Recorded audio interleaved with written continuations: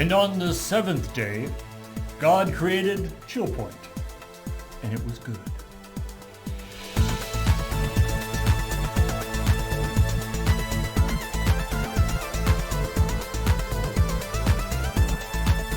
You want to go with something more factual, like God chilled?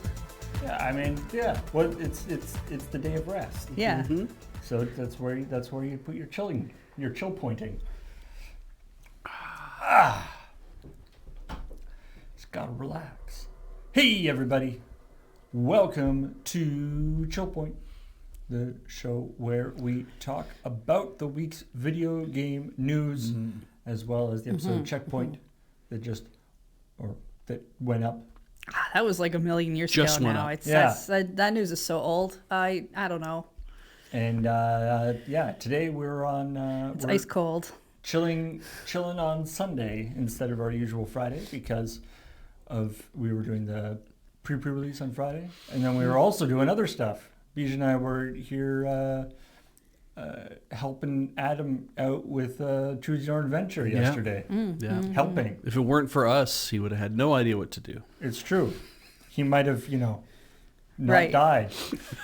3 times. Yeah. Speaking of times, did you see on the episode of Checkpoint how many people got caught out watching that episode at exactly the time that everyone went to hell, apparently? I know. Or they lived in hell, or whatever your outro was? I was thinking that, that was the intro, 8:27 a.m. Oh, sick. Yeah. And I was thinking that, putting, just naming a random time, Yeah.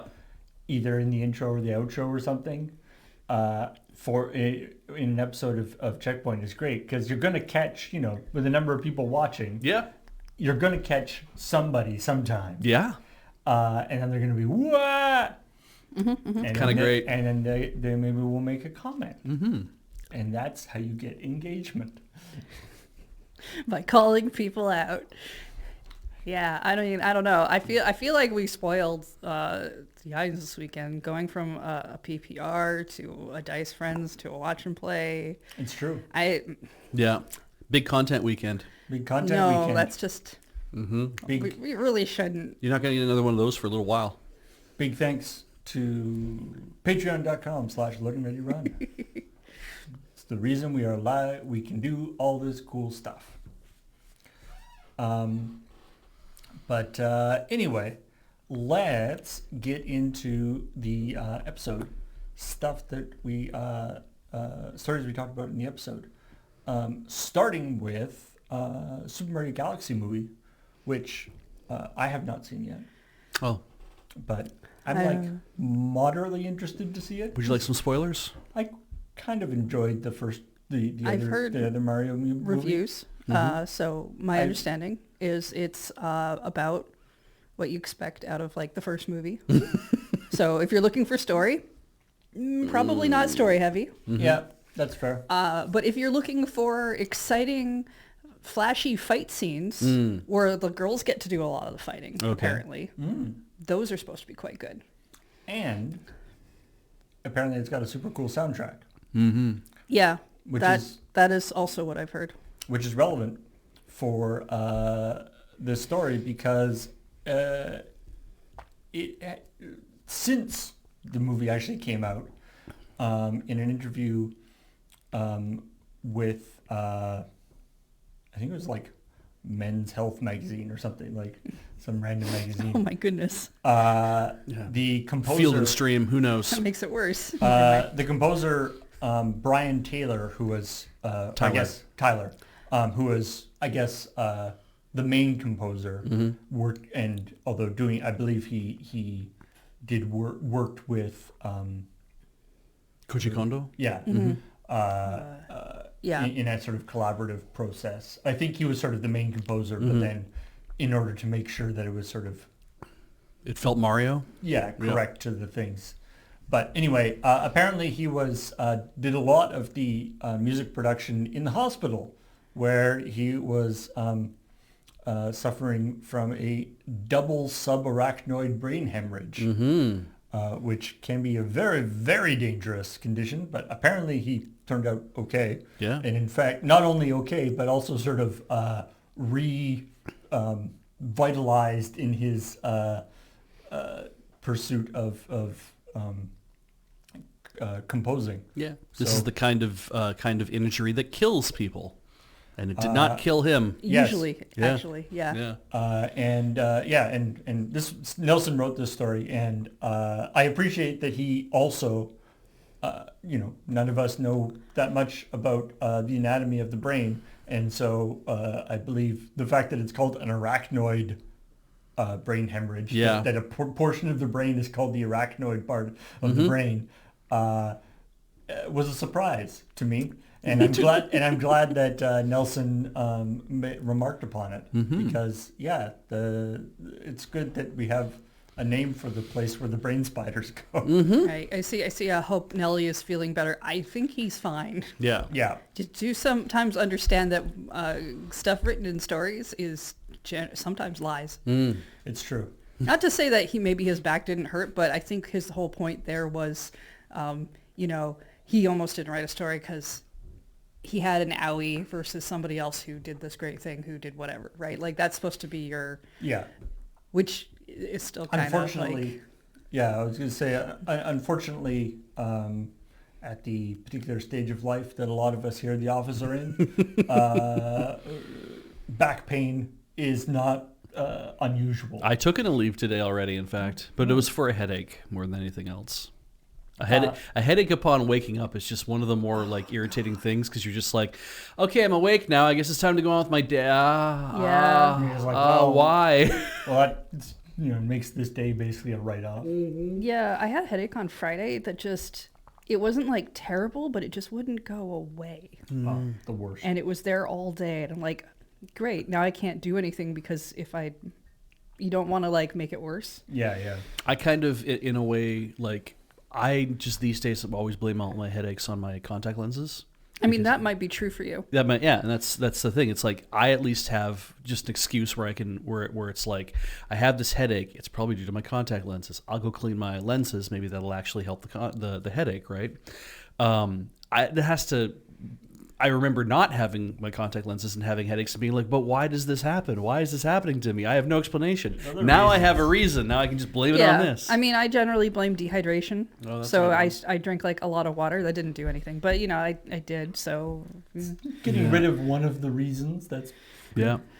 And actually, somebody, or one or two people actually in the comments did bring up a good point, which is that the often when you are in the hospital with some sort of very unfortunate injury, there's not necessarily a lot you can do. Yes. Like you're there to heal. Yeah. But you aren't like actively doing things. Yes. It's not like you're running on a treadmill or something to do it. And so, I saw people in the comments saying like, it's probably you're bored and you've got nothing to do. And yeah, it's a good time to write some music. I Yeah. guess. Focus on some stuff you want And to focus on something. and that, not to say that that's wrong, because I do know that that's pretty true. But at the same time, people who are creatively driven are the worst people I've ever seen be sick. They because they don't actually rest. They still just keep trying to do things. And I know there's the cynic out there that's like, oh, it's because like we live in a capitalistic society and they got to make money and stuff. And I'm like, that's not totally untrue.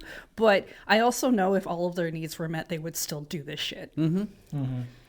I mean, Graham wrote a bunch when he was in the hospital. Graham was also a person who's Yeah. not good at being sick and resting. Yeah. I mean, Every it was- single person I know. But anyway, we wish him all the best with his future stuff, and also the like random ass thing where it's like, oh yeah, by the way, the Super Mario Galaxy movie, and also the Nuremberg movie, right? The Nuremberg movie. which So means that movie's about like number wang, right? yeah, you got it right. Okay, Yeah. cool. Yeah, I said that Nurem Mario is going to be the next Barbenheimer. Yeah, I don't even know when Nuremberg comes out. And when I first saw that, I was thinking like the Nürburgring. Oh, I see. I Yeah, was like, it's like a racing thing. yeah, like F1 was. Yeah. Yeah. That was not the case. No, it And is that's not. I gathered that just from the poster. Yeah, the poster kind of changes your viewpoint of what that movie's probably about. In retrospect, now that I really think about it, the part where I say we at ChillPoint wish him the best in all his future endeavors makes it sound like we're firing him. Yeah, it does. That From is a working very here, like yeah. polite "we're firing you" line. It really Yeah. felt like that. Now that I look back on it. Yeah, we are giving him the opportunity to explore other venues. Yeah. I'm sure he appreciates that. I mean, I'm glad to know that he's fine, Me too. because I don't think we would have reported on that story if he wasn't. I also don't know anything about this guy But- either, so but it's just kind of nice to be like, oh, somebody didn't have to die and actually was able to be creative in the process. I just, and then we got the term brain spiders. Yeah. And we watched Beach have all kinds of outtakes about brain spiders. I put almost all of them in. Good. Oh, nice. Yeah. Some she just kept for herself. No, there was one that just wasn't that funny. That's fair. It was just, yeah. And then Graham had this story about Impossible Mission. Yeah. Which, to be clear, is not at all in any way related to Mission Impossible. No. But it was definitely named that because of the TV series.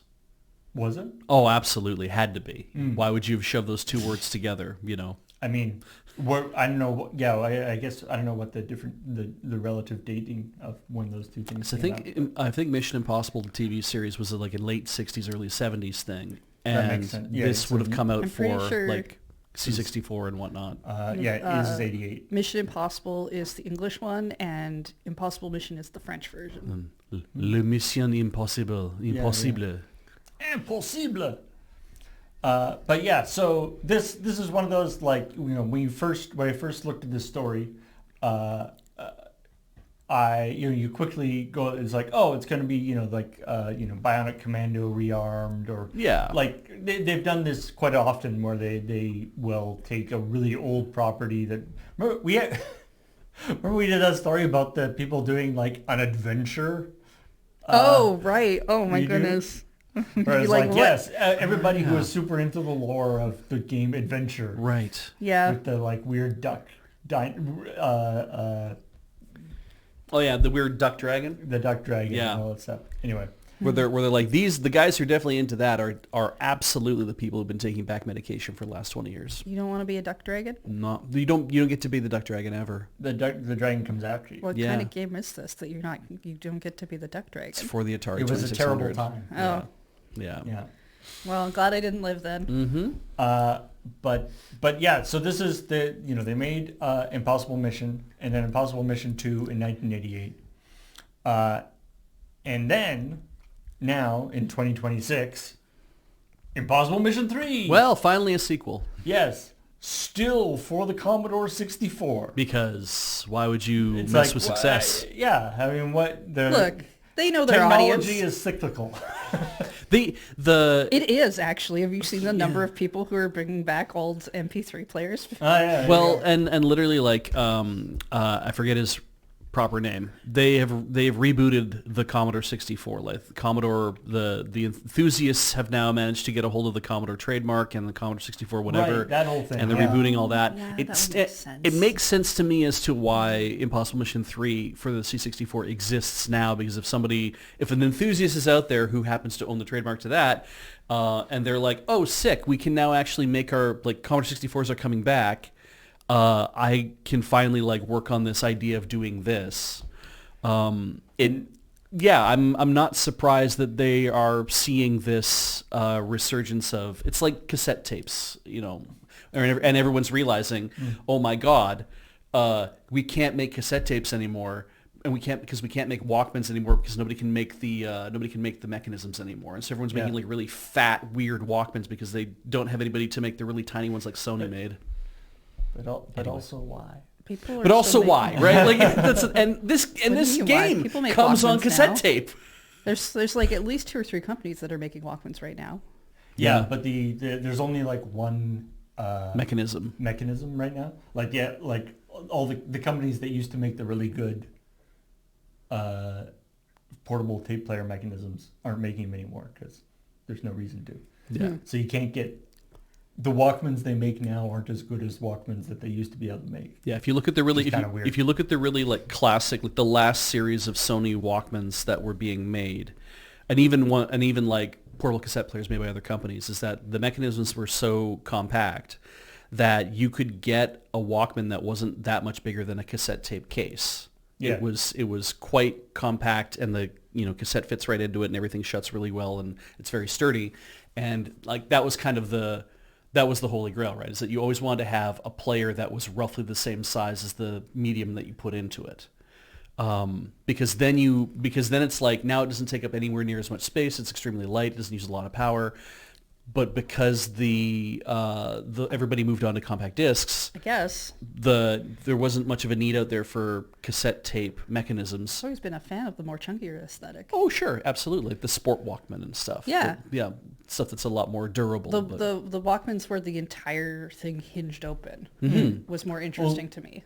And Yeah, that's yeah. and I mean and then the new sort of retro cool ones that they make now tend to be that kind of style. Mm-hmm.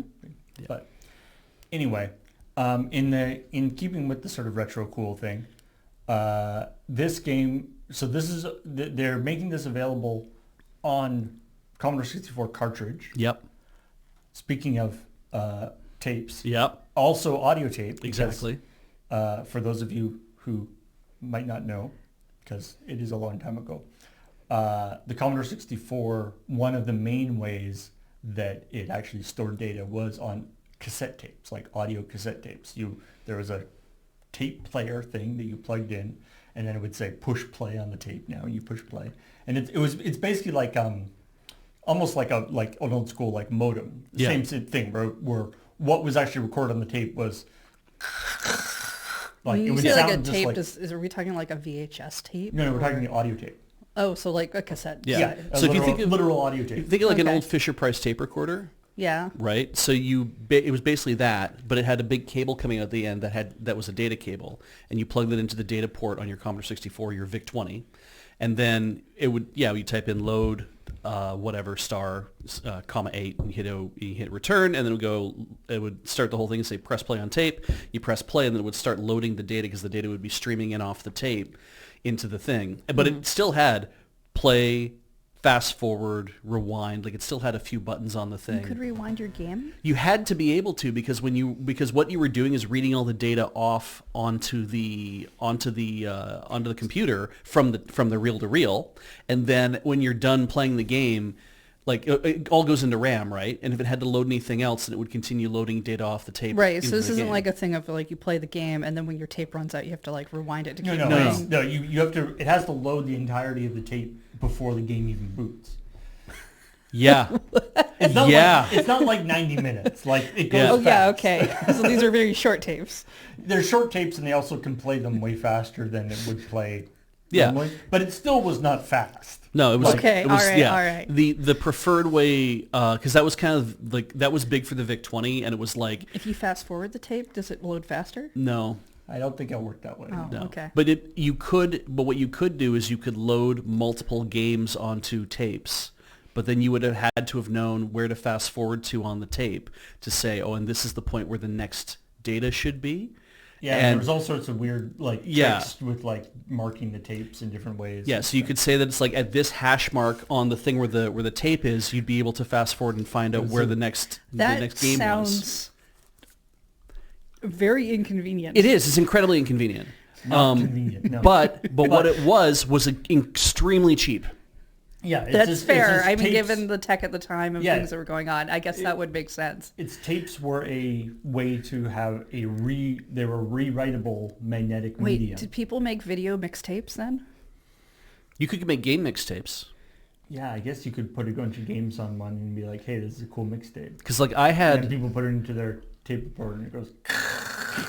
I had almost all, I should say not all of, but almost all the games. I had like 40. When my parents bought a Commodore 64 for Christmas for us when I was like 5 years old, it was like we had a TV, like an actual 13 channel TV, little color TV with one of those Atari switch box kind of things on the back, right? Okay. Yeah, It's changed to 2 or to 3 or whatever, and then Commodore 64. And we had a 1541 disk drive. So my dad splurged. He got the disk drive to go with it. They were selling these for like $99, I'm pretty sure, at fucking Canadian Tire. So and then we had that there. But part of what he had with it, because he knew that you needed software to operate it, is that we had a great big 5.25-inch disc lockbox.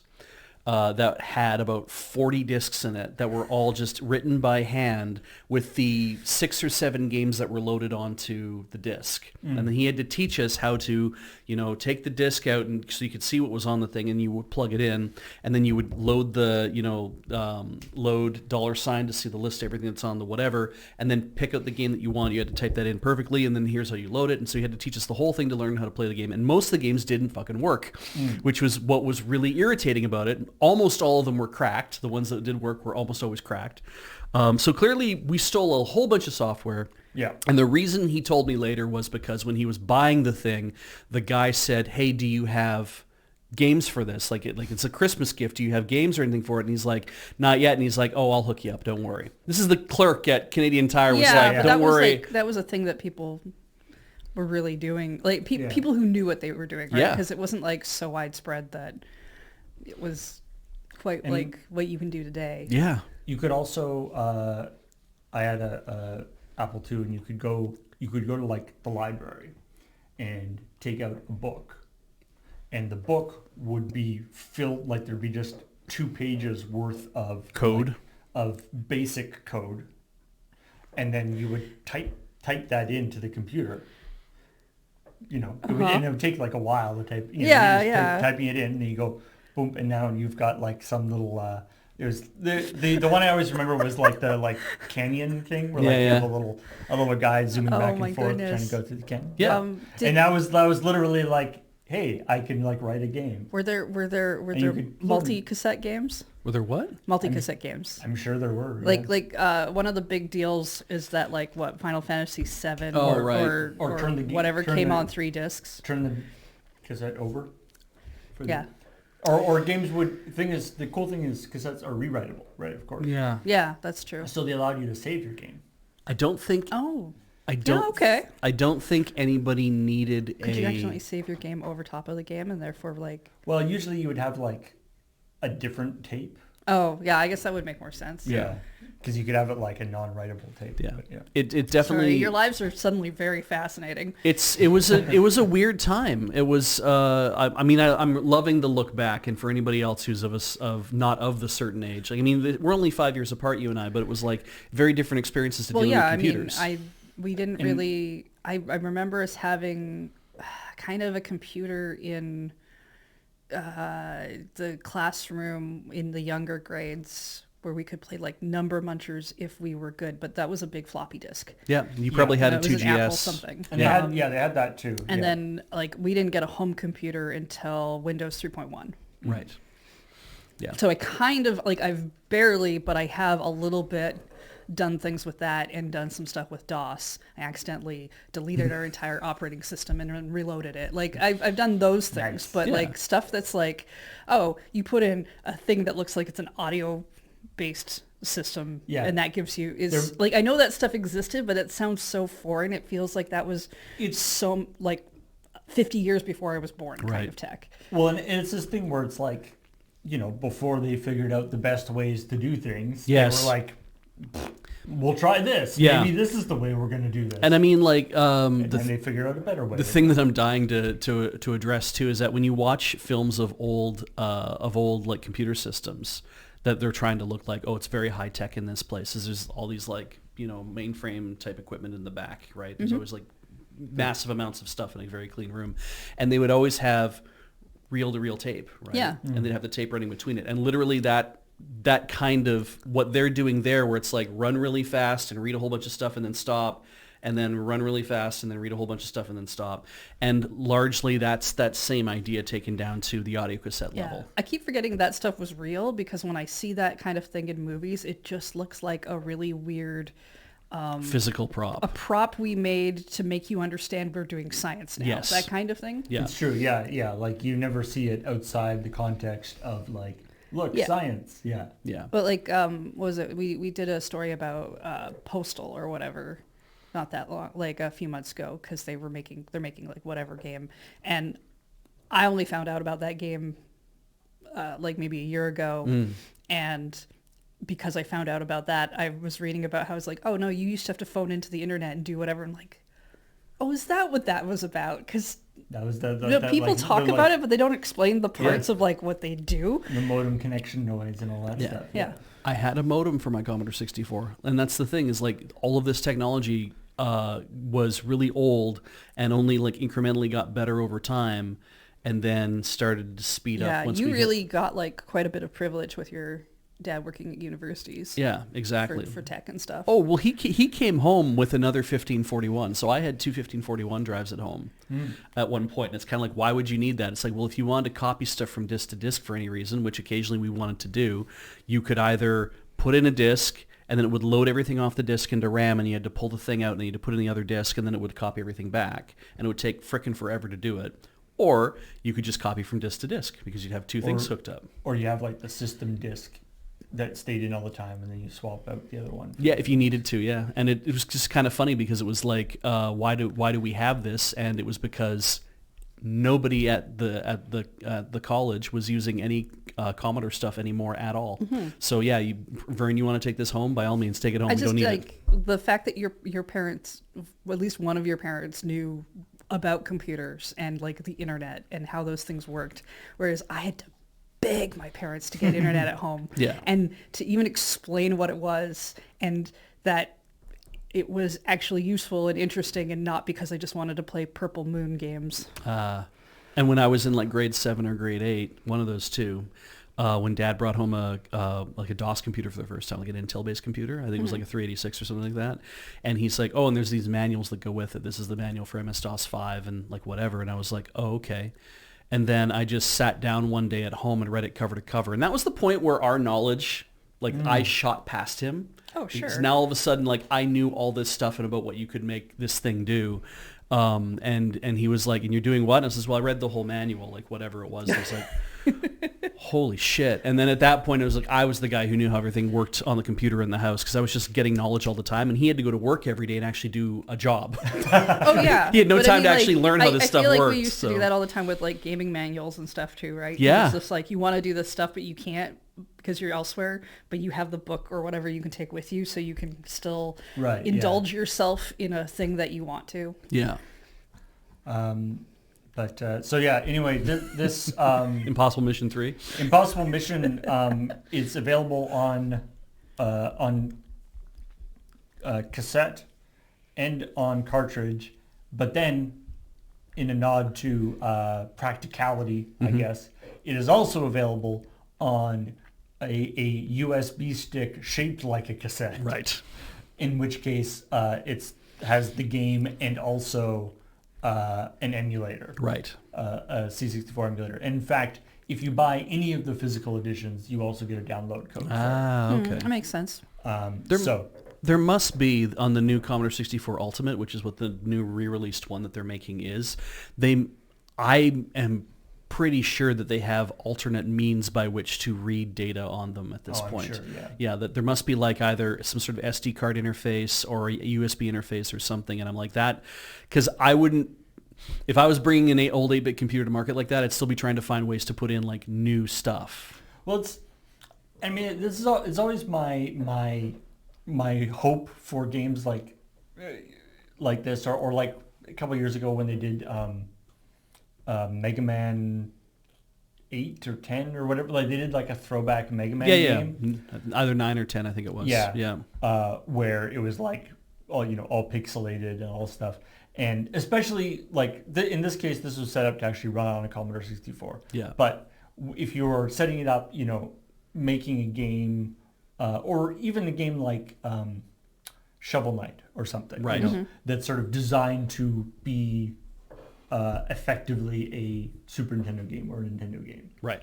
I always want them to go along and do that, and then at some point something just totally bonkers happens, like the whole, it's all like pixelated and stuff, and then it just like warps into 3D. Oh, for yeah, a yeah, sec or yeah, something. yeah. Like just something that could in no way be done on the original hardware. Exactly. Just blowing you away. Yeah.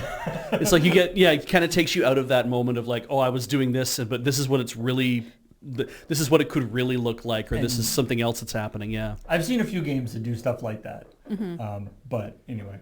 I saw somebody in the chat saying that people should be making more game manuals again. I swear I've seen on Etsy somebody who was making some for some of the Nintendo Switch games. Oh, that's cool. Nice. Like Yeah, like a little thing that tells you like button layouts and some stuff. a little bespoke. So like you can find people who do that a little bit, not to the degree that I would like, but And I mean, they did the physical version of like the Tunic manual and stuff.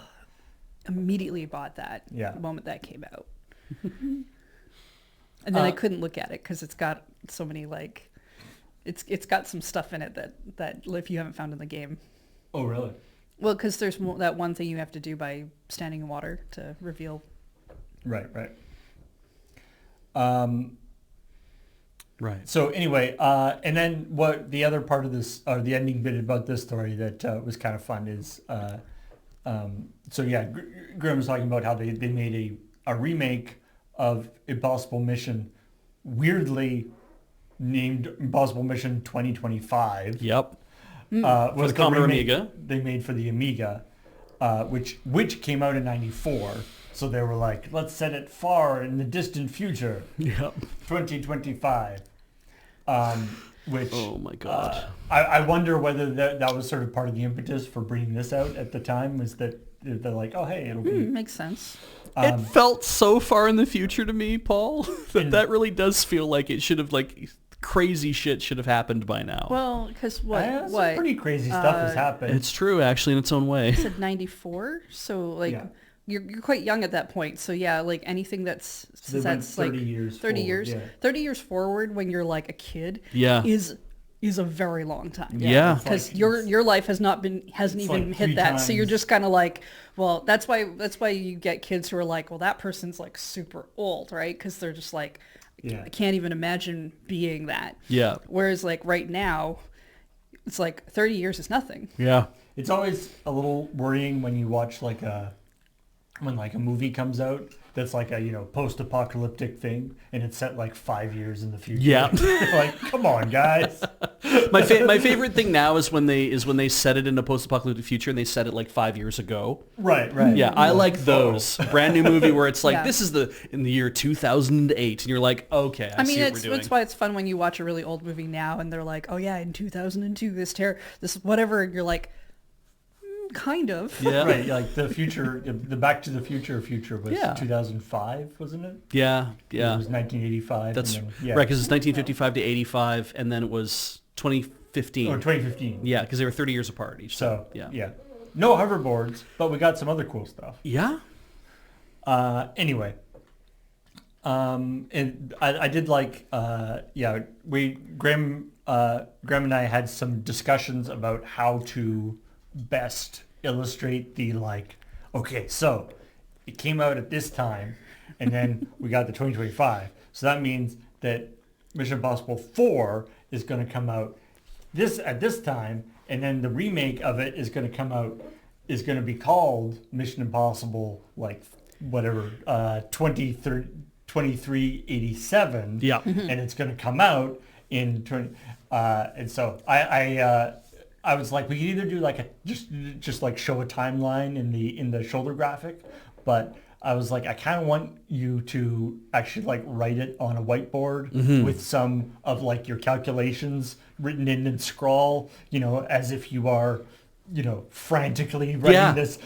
I'm figuring. Oh my goodness! Yeah. I figured it out. Yeah. Oh Jesus, I know when the next one will be. We had all the space in the world at the moon base to have giant props and things. I would love us to have one of those glass Oh yeah. whiteboards that you always see in like a lot of you like can- science shows and stuff, so you can see through So you can film the, through it. the Yeah. glass and stuff. And you can write on it backwards, so you can actually. So when you're They're so cool. I feel like those are used, and you know, it's like the big reel-to-reel tape things. It's like I don't think they're used that much in actual academia because they're probably not that good for actually as a They whiteboard. look so cool. they do look very cool. But they're handy to film Heck, through. if we could have giant props, I would also go for a giant computer with a reel-to-reel thing, because I think we do enough science BS Yeah. that would be fun to have. I mean, if we had a cabinet like that, like we could have cabinets that are very like the Blinken lights and like with the reel to reel and stuff on them. But when you unlock them and you open them, it's actually just shelving on the inside. It's just all a facade of like moving shit on the front. That we could do, and then that way it'd be like, oh, we have a look that's all very like classic whatever, but when we open the cabinet, it's actually just a whole bunch of storage for a bunch of other random shit. Window markers. I like this idea. Yeah, that's a real thing. Yeah. The other thing that I love about this though is just the fact that retro game development seems to be such a thing that, like, last night I just was like, I've seen this video in my feed for like the last week. I'm just going to watch it because it's kind of interesting, but not that interesting. It was just about how the Sega Master System was backwards compatible to the SG-1000 because the Sega Master System in Japan is known as the Sega Mark III. And it was able to play SG-1000 games, which is what the precursor to that was. And how it did it, it talked about the idea of like, well, the Master System had indexed color, or no, it had RGB color, where you could name any color you wanted to within like using these bits. But the SG-1000 had indexed color and only had 15 different colors you could use, plus transparent. And so in order to map one to the other, they established what the index color should look like from the Master System, right? They're like, oh, this is just how we'll reproduce the index for these old things, but it looks like shit because they didn't match the colors well enough to what they could have matched them to. They could have picked different colors, so there's probably a reason why they did it that way. Maybe to save on RAM or who knows what else, or somebody didn't give a shit. It doesn't really matter. But the guy was doing this whole like thing about this is why it looks like this, and this is what they could have done, and you could have done this to make the colors a little bit different, and da-da-da-da. And I'm like, okay. And then he said the reason why he's so interested in this idea of index color versus RGB color for these two things is because he's programming games for the SG-1000 and for the Sega Master System, right? Then finally it comes out, it's like, oh, this is why. It's like, I'm working on games for this thing. And I stopped at that point and was like, right, there's always going to be people out there, and I'm going to end up hearing about them through what I've been getting in my recommendations that are interested in that kind of thing, where it's like there's people out there who are very interested in not just in the old retro hardware, but in like, I want to make new software for that. And we hear about it like it just kind of pops up in the news all the time, but like, oh, so-and-so's making a thing for this old system that like nobody thinks of. It's like, it's not just so-and-so, it's about 150 people out there still programming for this old 8-bit computer that nobody really gives a shit about. And I mean, there's some really fascinating stuff with, I've seen a bunch of stuff about like N64 hardware recently too. Oh yeah. Where the idea that basically people like, in this case, somebody was like going through, basically recompiled Mario 64. Yeah. With like a whole bunch of stuff that they had basically figured out. Yes. That it's like, hey, some of the stuff that they were doing they kind of did it in the wrong way. Yes. Because they didn't know. Yeah. And now with more, we have more sophisticated profiling tools, and we've just had the hardware for so long that we kind of know the ins and outs of the hardware. Mario 64 was a launch title. Yeah. For N64. And so they can make, Mario 64 look way better. Yeah. And have like really nice high resolution textures for the time anyway. Yeah. And it's not like it's, on special hardware. It's like using the original hardware, but just programming it in a more fancier way. Yeah, an efficient way But just the idea that like tricks to program on a N64 are being found out, new tricks are being found out in 2026 is pretty funny. And I watch a lot of those because Kaz Emanuar does a lot of videos about that. And the idea that it's not just that we've had the hardware for a long time, but it's that time is the big thing. We've had the hardware for a long time, so everyone has had an opportunity to really like kind of see and understand what the hardware's capable of, and people are willing to people are like, oh, I have the time to work on all the little things that will make this game happen because I don't have to bring it to market and make my company money. Right. I'm just working on a thing because I'm interested in it. And like, because we have, like, for an N64, for instance, we have, effectively sort of perfect emulation of an N64. So you can actually, like, you can mess around, like, you don't need the real you don't need to do all the work to actually get the hardware going. You can have it on your super fast computer. Yeah. And you can iteratively experiment with things way faster than you would be able to otherwise. I mean, this is definitely why I think console cycles should last longer than 5 years. Yeah. Because it does give people more time to, like, figure out the system. Console stuff is boring now in the sense that it's all just PCs. Well, Like, I mean, yeah, there's back that, in but the like day, it it used is to be- kind of like, the games on the PS4 that came out way later are definitely like better yeah. because the people have had time to actually do stuff for it, right? Yeah. And I look at the PS5 and I'm like, there's no reason for a PS6 to come out. No, there's for, lots for, of room for ages. So much room for optimization still in that on that piece of hardware. But there is a thing where, like, back in the day, you would have all this weird custom silicon in one of these systems, and it would be like, if you could figure out how to use it properly, it's like, the Sega Saturn, it's like it has two different processors and then this other separate thing, but that separate thing can only do matrix math in a certain way. Yeah. And so it's like, if you could figure out how to make your system use the hardware to the greatest extent, then you could do all sorts of amazing stuff. Yeah. But if you tried to just sort of naively put it on, it would be terrible. Yeah. But now, things are mostly just PCs, so it's just you have a bunch of hardware to throw at it. The N64 had the expansion pack Yes. Yeah. that got added in for, God, I want to say I got mine with a Zelda game or something. Yeah, Majora's Yeah. Mask came with it. Yeah. It added more memory, right? Yeah. That's all it did was just add 4 more megs of memory. But they to had it. a space for that. Yep. Like they Right. knew that they were going to expecting do it, that, yeah. right? Like it's not like, it wasn't like a weird thing you had to plug in the back and like there was a like space on the front of the console to push it into. And I feel like a lot of the systems had, like, we were messing with the Sega CD on Thursday. Yeah. Ian was doing it, and the Sega CD has this big port on the side that hooks up to the Sega CD.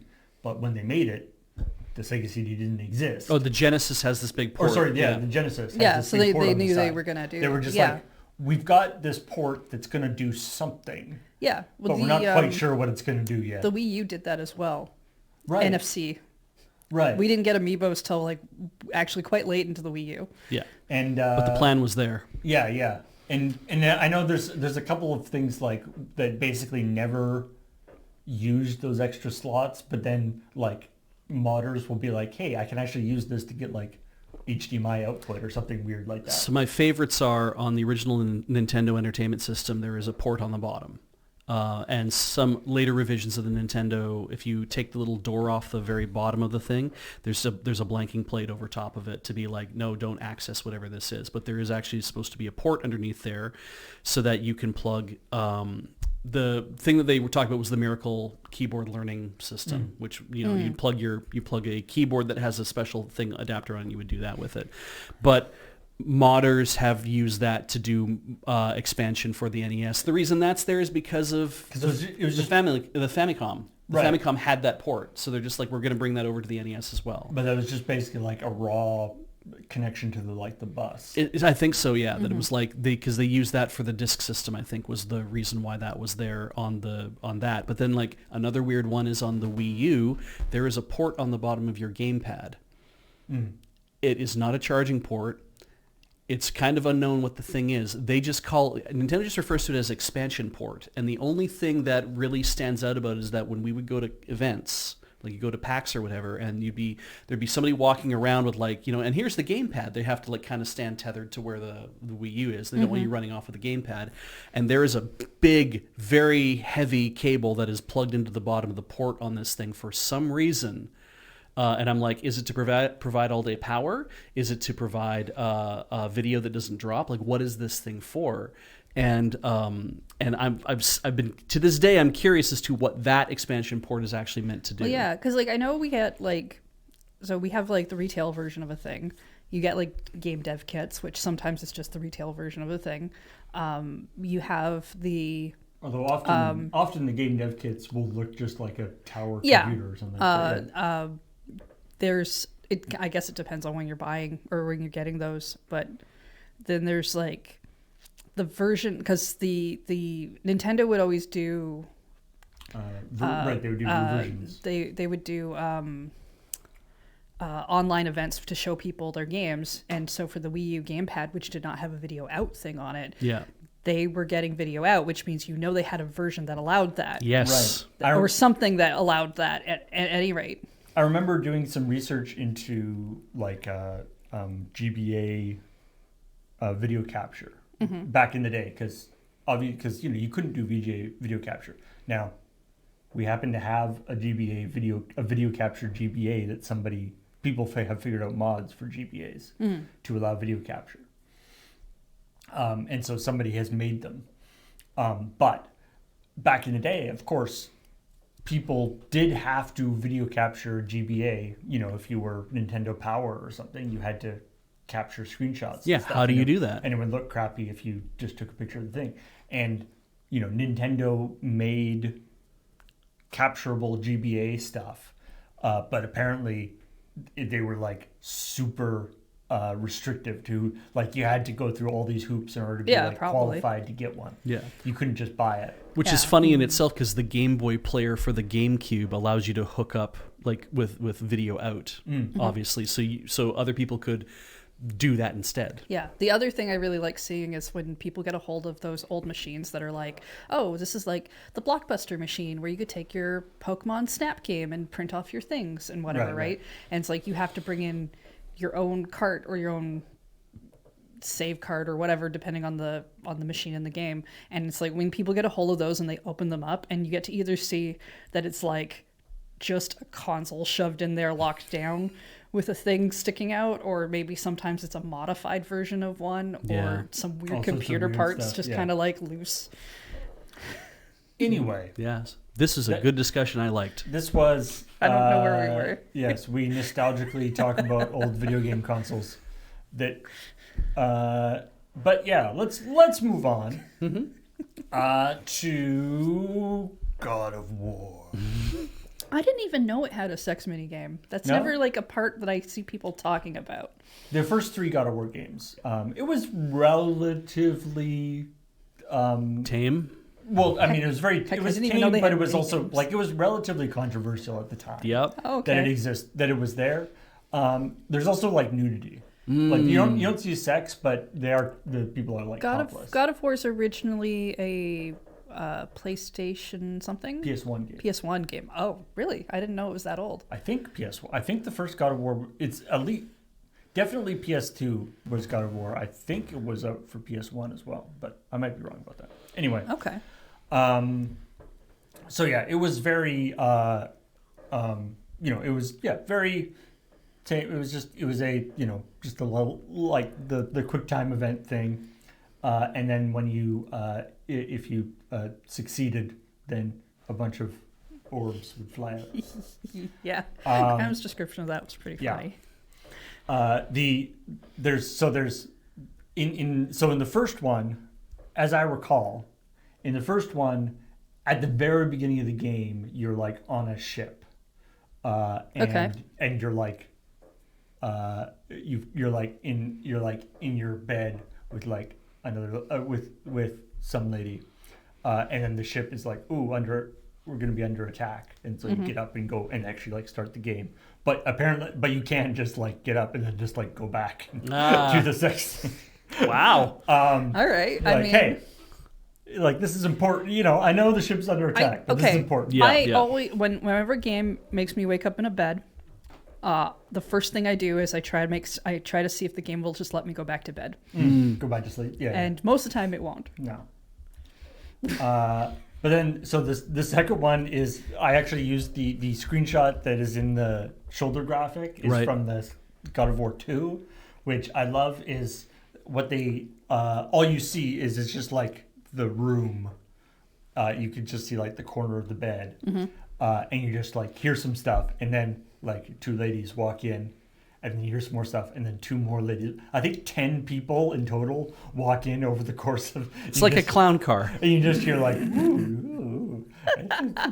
And I don't think, and you know, we what I liked about what the thing here with like the voice actor being like, you know, I think they're, you know, I think so. I like the idea that he doesn't know. Yeah. Being that, like, presumably a voice actor would have recorded some lines if there's a sex scene. I feel like if he knew, he would have been under NDA. Well, yeah, that's why. I mean, that's partially also why he says, like, hey, I'm not confirming. Yeah. But also, I feel like in previous God of War things, they have just like reused the just like effort grunts from regular like running around and falling and stuff. So you just feel like, yeah.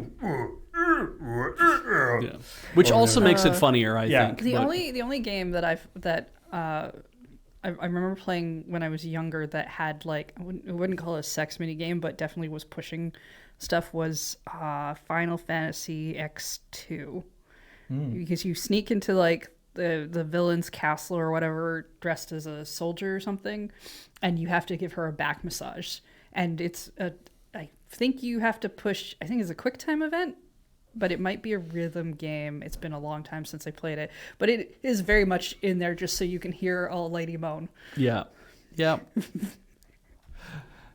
And then if you remember being like, this is really weird. If you give a bad back massage, then she makes noises like you hurt her. Oh no! Like you did it wrong. And then do you get in trouble? I don't remember. It's been a long time since I've played. God, just Laserbeak's Fury just short-circuited me by posting Golgo 13,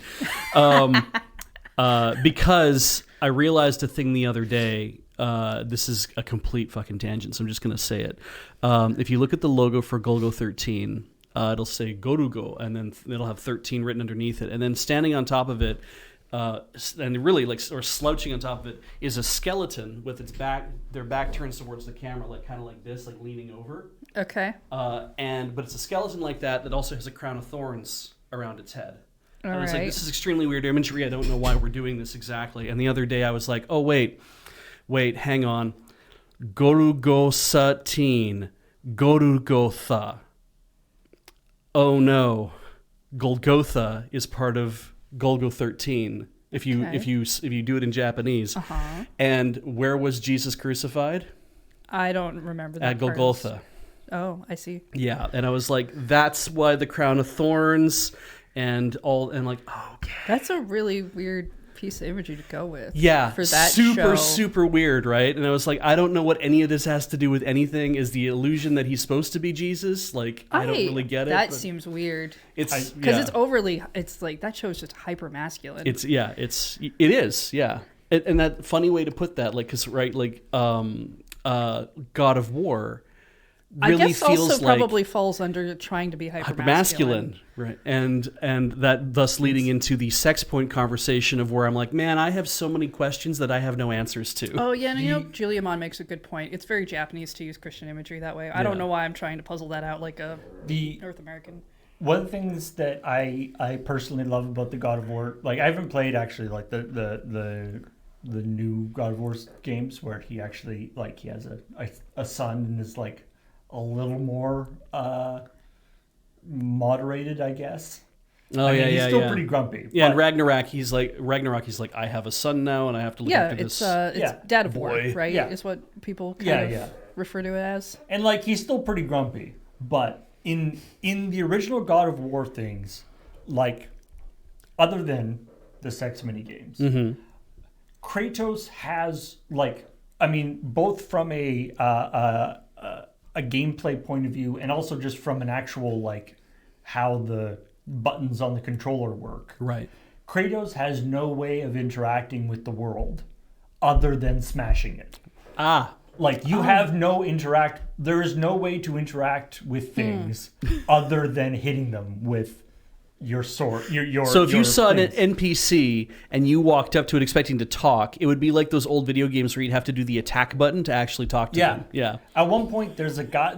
You have to go and you're like, it's a series. You're going to do stuff like at one point there's a series. There's this like scholar who has some information that you need, and Kratos runs up to him and he's like, "Tell me," and the guy starts reading the book to tell you. He's like, well, to tell you where the thing is. Right. And there's like various prompts. And Kratos, while the guy is like reading the book and trying to tell him stuff, Kratos like grabs him and like slams his head into the book and is like, read better.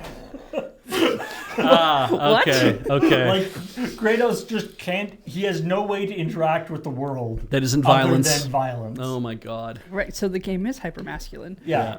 I guess. Yeah. I mean, the closest thing I've played to God of War is the Astrobot level, where you play a God of War level. Oh, nice. Yeah. It's really cool. You should play Astrobot. I would like to. Yeah. So the crux of the story is the crux of the story that I approached it is basically saying like, boy, this really feels like, we're doing a remake of something, and because we're doing the remake, hey, would they put the sex mini games in it or not? Because maybe they've decided that these aren't necessary to the play, and it's like, yeah, but it's also about remake the game as it is, not as like you're like, well, maybe modern sensibilities would be a little weirded out by having. It's like, put it in because it's cringe, put it in because of whatever, but put it in. And it's important to note that this is not something that the developers have talked about. No. Like it's not like the discussion about are they going to put the sex scenes in the trilogy remaster, right, is a discussion topic because they've said they are not going to. Yeah.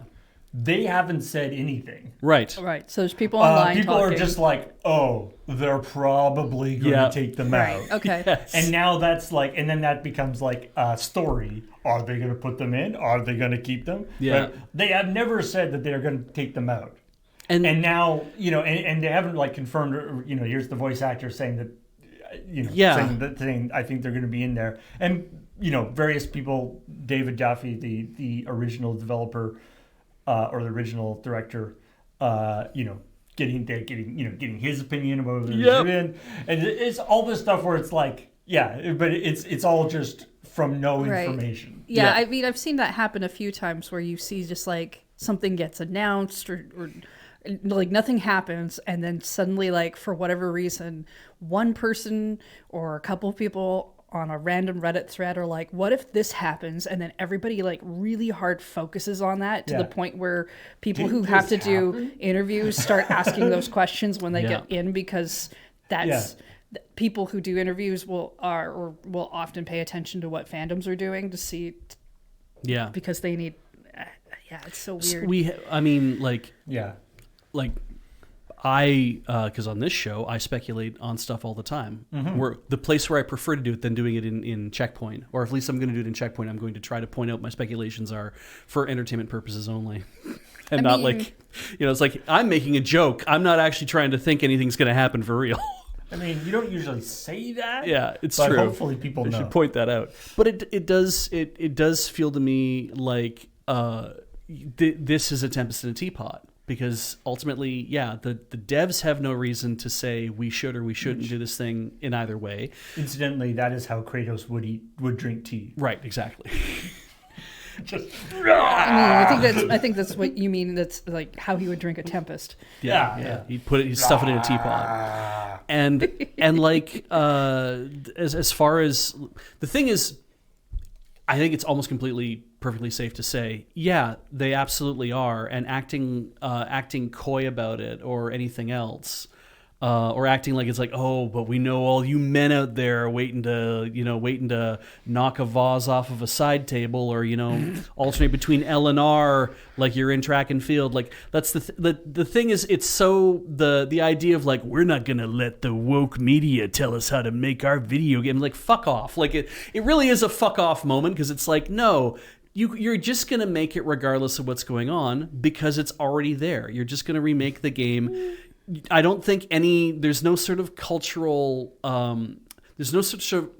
cultural impetus in the United States, especially at this point, that would say you have to do this thing because we are wringing our hands and thinking of the children on this, because there's been a lot of repression that's going on down there currently in a lot of different ways, but this is not one of them that I think is going to manifest. There's not going to be a whole cadre of people rising up and saying you can't do this thing, because then there'll be pushback, and there'll be pushback against the pushback, and like nobody cares. I wouldn't say it's like you can't do this thing, but I can kind of understand why people might question, because even when something gets remastered, sometimes you get better button mapping for the thing, sure, or you'll get some improvements and stuff. They might change a couple things here or there beyond just graphics, right? And if the God of War that people really know is more Dad of War, then I could see the discussion of, oh, well, there were some like mini game things in there. Do you think they would take them out? Or there's some of this other stuff. Do you think they would? Because maybe they don't consider that part that important, right? And to be clear, none of them are. None of them are talking about. They're all optional, that have no effect on anything whatsoever. Mm-hmm. Like they were just like a little fun thing that they put in the game. Yeah, and I'm talking like people who are having real conversations and aren't just like freaking out about everything. But I kind of understand why people panic about stuff, because it's like Yakuza Kiwami 3. Yeah. For the remake of that. Oh, yeah. They're cutting a bunch of side content. Yes. And they're changing a bunch of things to realign with this other stuff. Yeah. So when you see examples like that and you hear about remasters, until they give you all the information or everything, people have a habit of kind of pre-panicking. Yeah. Which is a terrible state to live in personally. And I'm already, like, we were talking about this because I'm already in the thing where I'm like, I don't want to buy Yakuza Kiwami 3. I can't right now anyway. I haven't even played 2. But it's like, I don't want to buy 3 because if they've made major changes to the game, it's like, it sounds to me like all the things I would enjoy are now missing. But I'm like, I have no reason to believe that or not, because I haven't read anyone's like full, like, kind of unvarnished review of this is how the game compares to the original, and here's the things that are missing or have been changed or whatever. I'm like, yeah, I kind of think I need to wait for someone to do a full on like unbiased comparison situation for those kind of things. I mean, what I find always amazing, is that that thing you're talking, that sort of discourse that you were talking about, like, they say, we're gonna leave it out, or we're gonna cut it out, or we're gonna leave it in. Yeah. And then people will be like, hey, the woke people, and then there's the backlash, and then there's the backlash against the backlash, and then people write articles and do all this stuff. That all happens even if the inciting thing of the company saying whether they're putting it in or not didn't happen at all. Yeah, if nobody said anything from the company that's actually doing the work. It's like all the outrage didn't actually require any inciting incident. Nope. So I mean, it was entirely fabricated. If you're cutting stuff out, you generally don't tell people you're cutting stuff out. No. Right? Like because you're selling a product still. So marketing is going to say, "Oh, we're releasing a trilogy remaster thing." So our big thing is that you're getting 3 games. That it's like, if you haven't played this because you played the newer stuff, now's your chance. The graphics will be better. If there's other cool things we're adding, or we're changing stuff that people have griped about in the past, we're going to make a note of saying that, because we're going to want to sell it. Right. Nobody says, hey, we're putting this out. By the way, we took all the sex mini games out, unless for some reason those were so controversial that they need to make that a point for selling. Yeah. Right. Like, people didn't like these we've received nothing but complaints about these from the people that we thought would enjoy them. Oh, Yeah. they didn't like them. Oh, we'll take them out. And everyone's like, thank Christ, like. And marketing also happens in stages. So it's Yeah. like your first thing is that you know that a thing's happening. Yeah. Then you maybe know who gets to be in it, or voice actors, or a couple of little pieces to get you excited. And then they tell you more stuff later. And part of that reasoning is so that they can see if people are reacting to marketing. And they'll generally then spread that information with, it is a fuller realization of the director's original vision. Yeah, again, they won't tell you that we're taking stuff away. That's not a reason to get people to buy things. No. Speaking of marketing, Yeah? Yeah. State of Decay 3, which is The decaying. which is going to be going into alpha playtest pretty soon. It is it's like a multiplayer zombie game. Alpha right. playtest. Yes, upcoming alpha playtest. So Early access. Yeah, I'm sort of early access. And Well, I also- guess a playtest is generally not something it's you... more like server testing and yeah. stuff to make sure that it actually works. Yeah. Early access is kind of more of a you're paying to play and getting in on the ground floor and Yeah. a bunch of other stuff. I suppose that's fair. So, in an interview talking about the upcoming playtest, there was some question about in the original teaser for this, which came out in 2020. There's a like zombie deer. Right. Yep. And people are like, "Hey, so we haven't seen that in like the new trailers and the new stuff. We haven't seen are there going to be like zombie deers? That's a cool idea." Yeah. He says, and You just read the quote. yeah. Not only does he says no zombie deer. The trailer in 2020, there wasn't really a game or a game team when we were working on that trailer. It was so early, and I think there wasn't even a team. I mean, there was like 4 or 5 people. The game was in a Word document. It was really like the very beginnings of Right. software. So there was a pitch. In the So whole... it's like what you saw as a teaser was really like a pitch document. Right. Yeah, Yeah. pitch file. Yeah. It's an unusual thing to... I mean, I like the kind of like...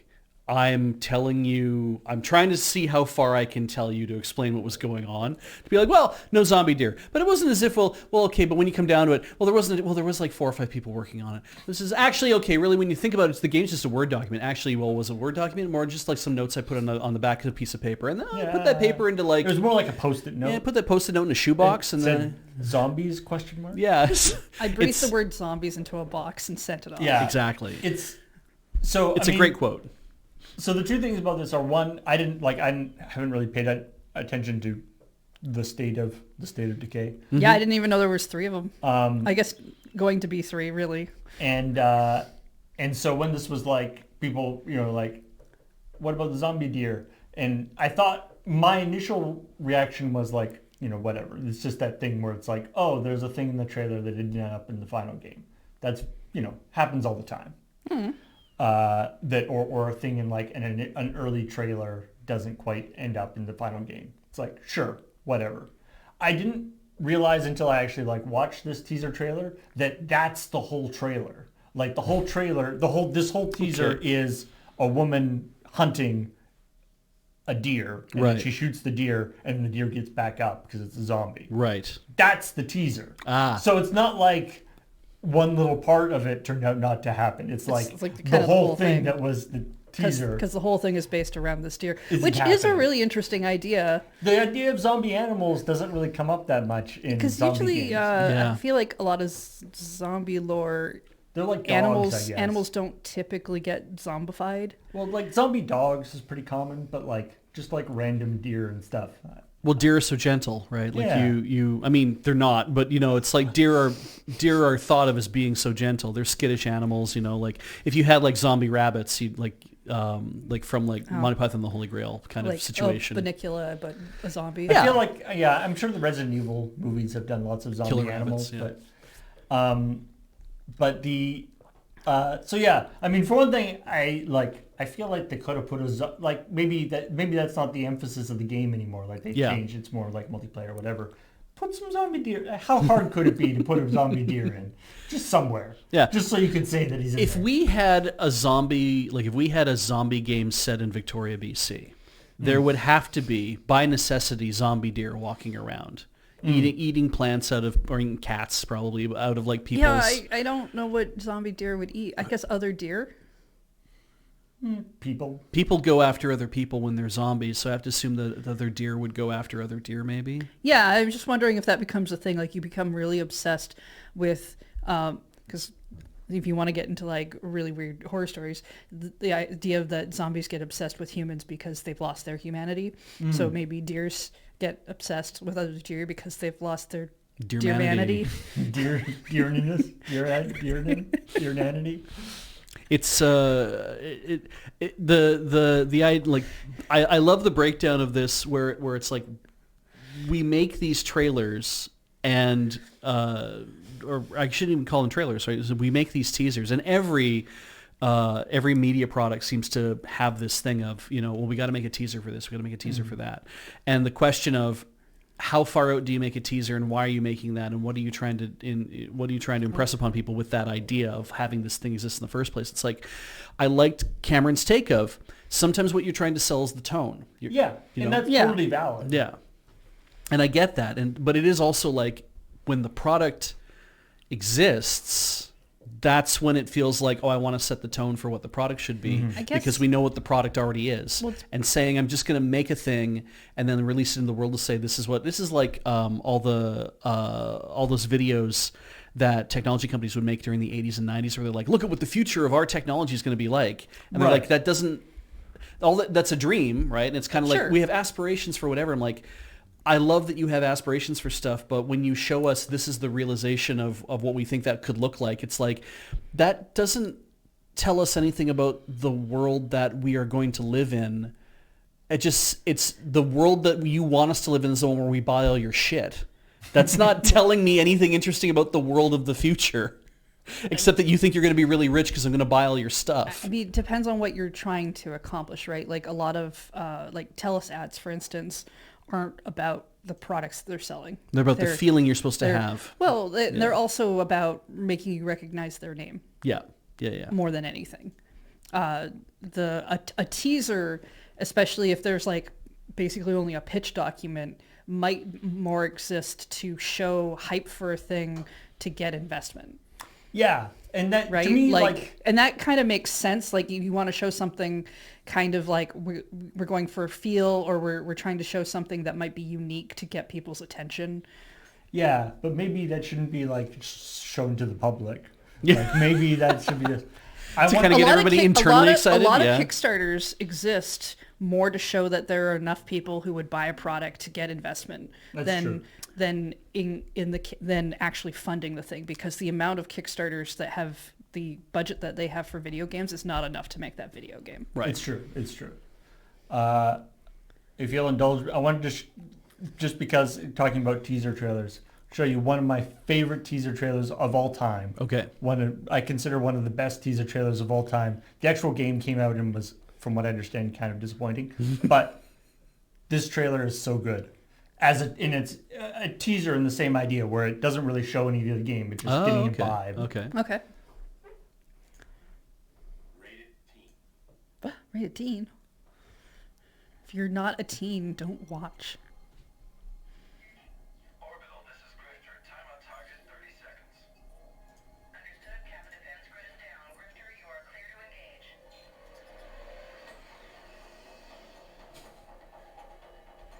Orbital, Grifter. Potential friendlies in the AO. Please advise. Grifter, Orbital. No friendlies in the area. This could be anything. Copy that. All right, gents, you know the drill. 2 megaton tacticals. All systems go. Stay in wedge formation, but don't stray past the bird line. Locking on target. On my mark. Contact. Break formation. Jump complete, Commander. Wow. Detected 3 minor impacts across the bow. No damage registered. Agree, sir. Dreadnought. Dreadnought. The idea was it was a space combat game where people are driving giant ships. Oh yeah. It seemed like a neat idea, but as a trailer, that was just so brilliant. Just like doing the full like. We're gonna do a strike. Yeah, we're gonna strike, all in we're all- white, so we look like we're the good guys. But then it's like not clear as to what's really happening. And It could Yeah. be anything Yeah. because you probably can't figure out It's what's going on quite yet. One of those trailers that I actually like go back and watch that trailer every once in a while, just be like, this is so good. yeah. Like I never actually played Dreadnought the game. I don't think it lasted that long. but it was what it is. But amazing. Just the idea of like the scale of what these ships are. Yeah. Yeah. So this would be like a teaser or even just kind of an announcement trailer Yeah, at this exactly. point That's an because announcement it's teaser, like we're not going to give you a ton of info, but we're going to give you something that makes you pique your interest at it and that you'll check out our website or you'll at least like remember the game's name when it comes up a couple of times. Exactly. Yeah. And man, I gotta say, like, Cameron, cited a bunch of sort of teaser type trailers in this. The Halo 3 Believe campaign, Yep. which has like a guy talking about the time Master Chief saved him. Yeah. And all the like Civ 5 trailer that's just like showing inspirational quotes and all this stuff. And man, I gotta say, like, there's it's amazing how you even knowing exactly what they're doing with their inspirational music and the quotes and all this stuff still kind of brings a tear to my eye watching these things. It's like, man, they're good. Yeah. They're good at that kind of manipulation, and obviously they're doing it, not only doing it intentionally, but kind of doing it slightly sort of tongue in cheek Yeah.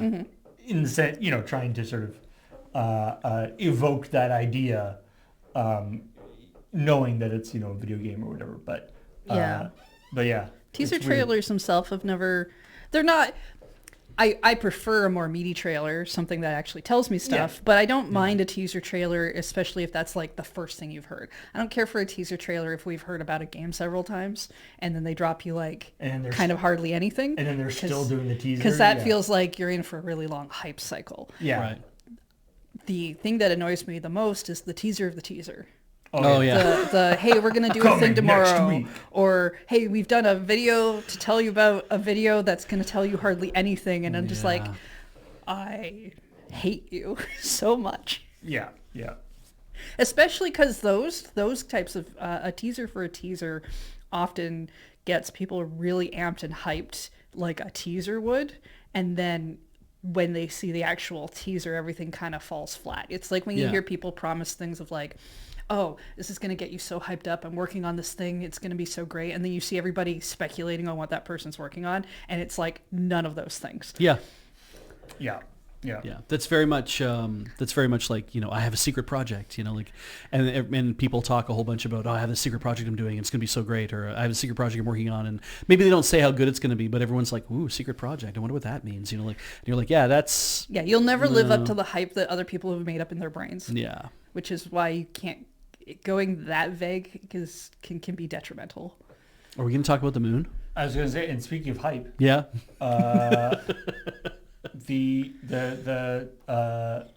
one of the images that came out of the Artemis 2 was a image of the moon with that's colorized depending for different I wish to minerals. correct the record on that. Yeah, we had some comments about this actually. So here's the thing. A lot of really great pictures of the moon have come out of them. That's true. I didn't know this.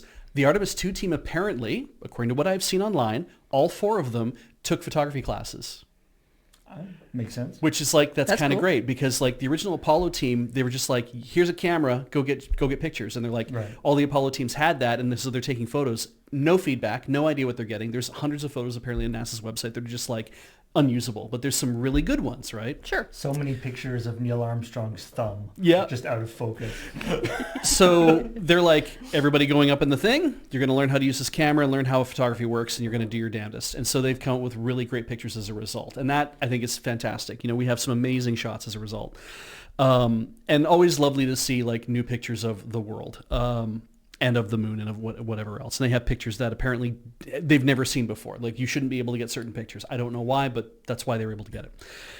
This photo that we showed in the coming up is from a year ago.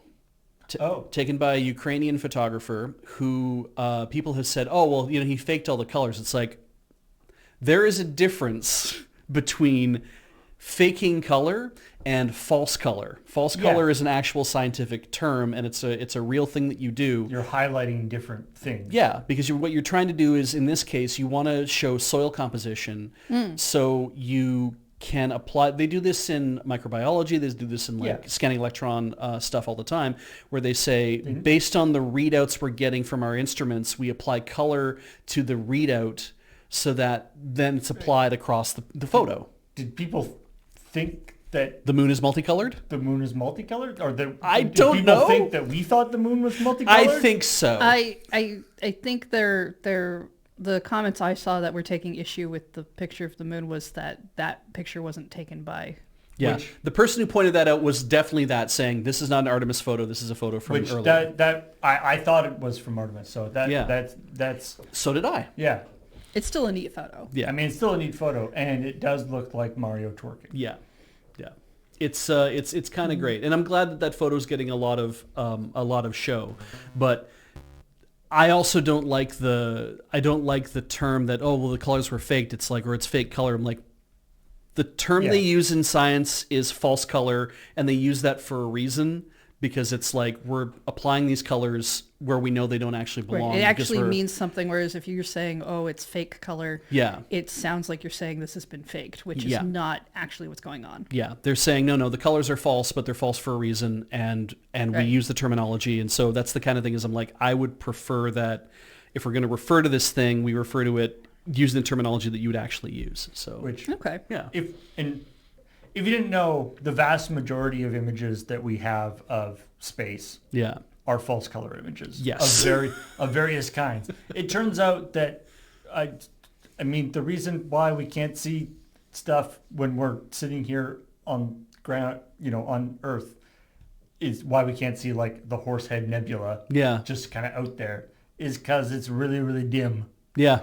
And so like when the Hubble or when the whatever James Webb is the new James one. Webb takes a picture of it, like it's not getting all that color. They use information about it to evoke the color. Yeah. Anyway, so all right, enough butts. What's next? Let's talk about some other stuff that we didn't talk about, like Landfall, one of the developers of Peak. Right. Yeah. Are starting up a publishing label. I did not expect that. Yes, this is pretty interesting. The name of their publishing label is Evil Landfall. Great. Because they're the money arm. Yeah. Just to really nail the point home. See the logo is the Landfall logo, except it's like a devil. Great. Jesus. But okay, so they want to publish indie games. Yeah, so they are. It reminds me actually a little bit of the Outer Sloth. Inner Sloth and Outer Sloth. Yeah, Inner Sloth and Outer Sloth.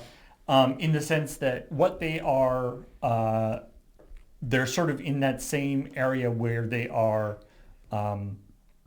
Basically, we are interested in giving. They want to give people money. Yep. But they don't actually want to do a lot of the work.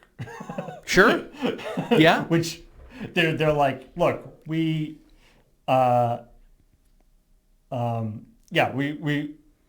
if you want to self-publish your games and you want Landfall support in terms of funding and advice, talk to Evil Landfall. If you want Evil Landfall to publish a game, that might not happen, but we'll learn more. So they're like, if you want funding and like advice, we can probably help you with that. Right. But we're not necessarily like going to be. We're not doing the legwork of publishing. A lot of legwork in the actual publishing stuff. Interesting. Which is sort of an interesting, like, that's seven people are currently teams. So it's a, pretty small team.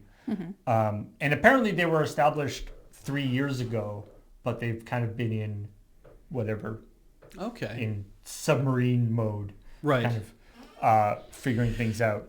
I had thought the reason they were doing this was much like what I assume was the reason for Outer Sloth and Inner Sloth, like that like Outer Sloth existing was, oh my God, we got so successful so fast and made so much money on the backs of the thing that we were making. That what do we do with all this money? And the impetus is like, well, we can either go crazy and buy sports cars, or we can pay it forward. And if the responsible thing is to say, well, take the money from the business and actually set up a thing to help. Like, we know how hard it was to live through a dry period of not being able to, like, put food on the table or whatever, like eat rice and beans every day. And it's like, if we can actually help other people accelerate their game development and get successful as well.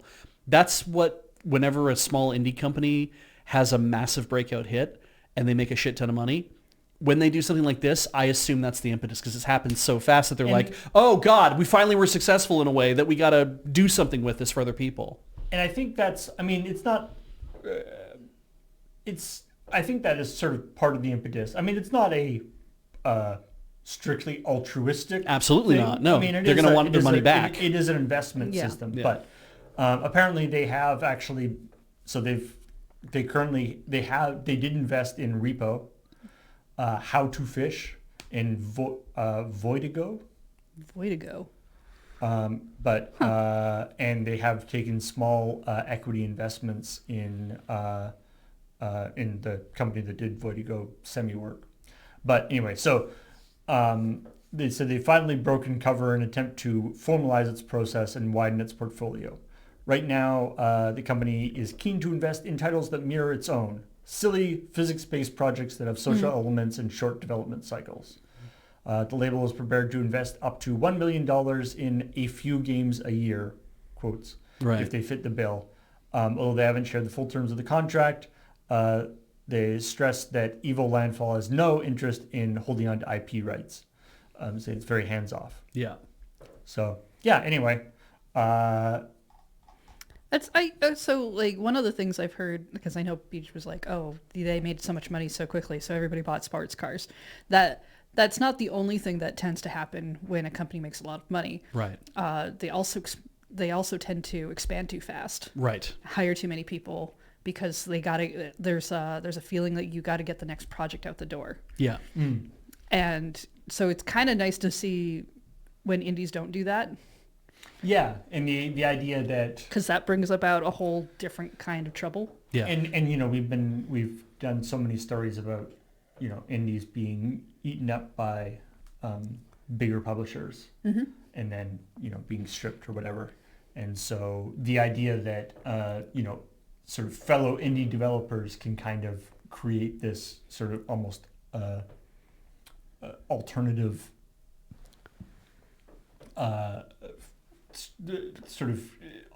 funding system that kind of is in parallel to the more traditional studio system.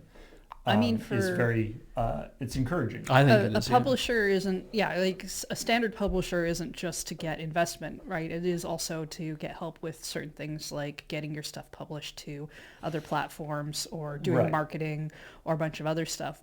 But if all you really need is an influx of cash so you can get your stuff out the door, because we have so much stuff now where you can have people self-publish. Having smaller indie publishers that will do that for some projects isn't a bad idea. And so far, both, as people mentioning Inner Sloth and Outer Sloth, and both Outer Sloth and this company seem to be more in the like, here's cash, do what you want. Yeah. But also, like, I remember in the thing talking about Outer Sloth, they're saying that the thing that actually, in addition to the cash, the actual support that they have been that has been the most successful with the most of their developer with most of their sort of clients or developer is like a group Slack Yeah. where they just we're just sort of giving advice and talking to each other about stuff. That's very early days of Y Combinator, based on my understanding that like Y Combinator is a startup incubator, I think based out of the Bay Area, so like San Francisco area and Silicon Valley and all that, attracting a lot of extremely rich people looking to like venture capitalists, right? Looking for Right. ways to get money into companies so that they can extract more money out of those companies.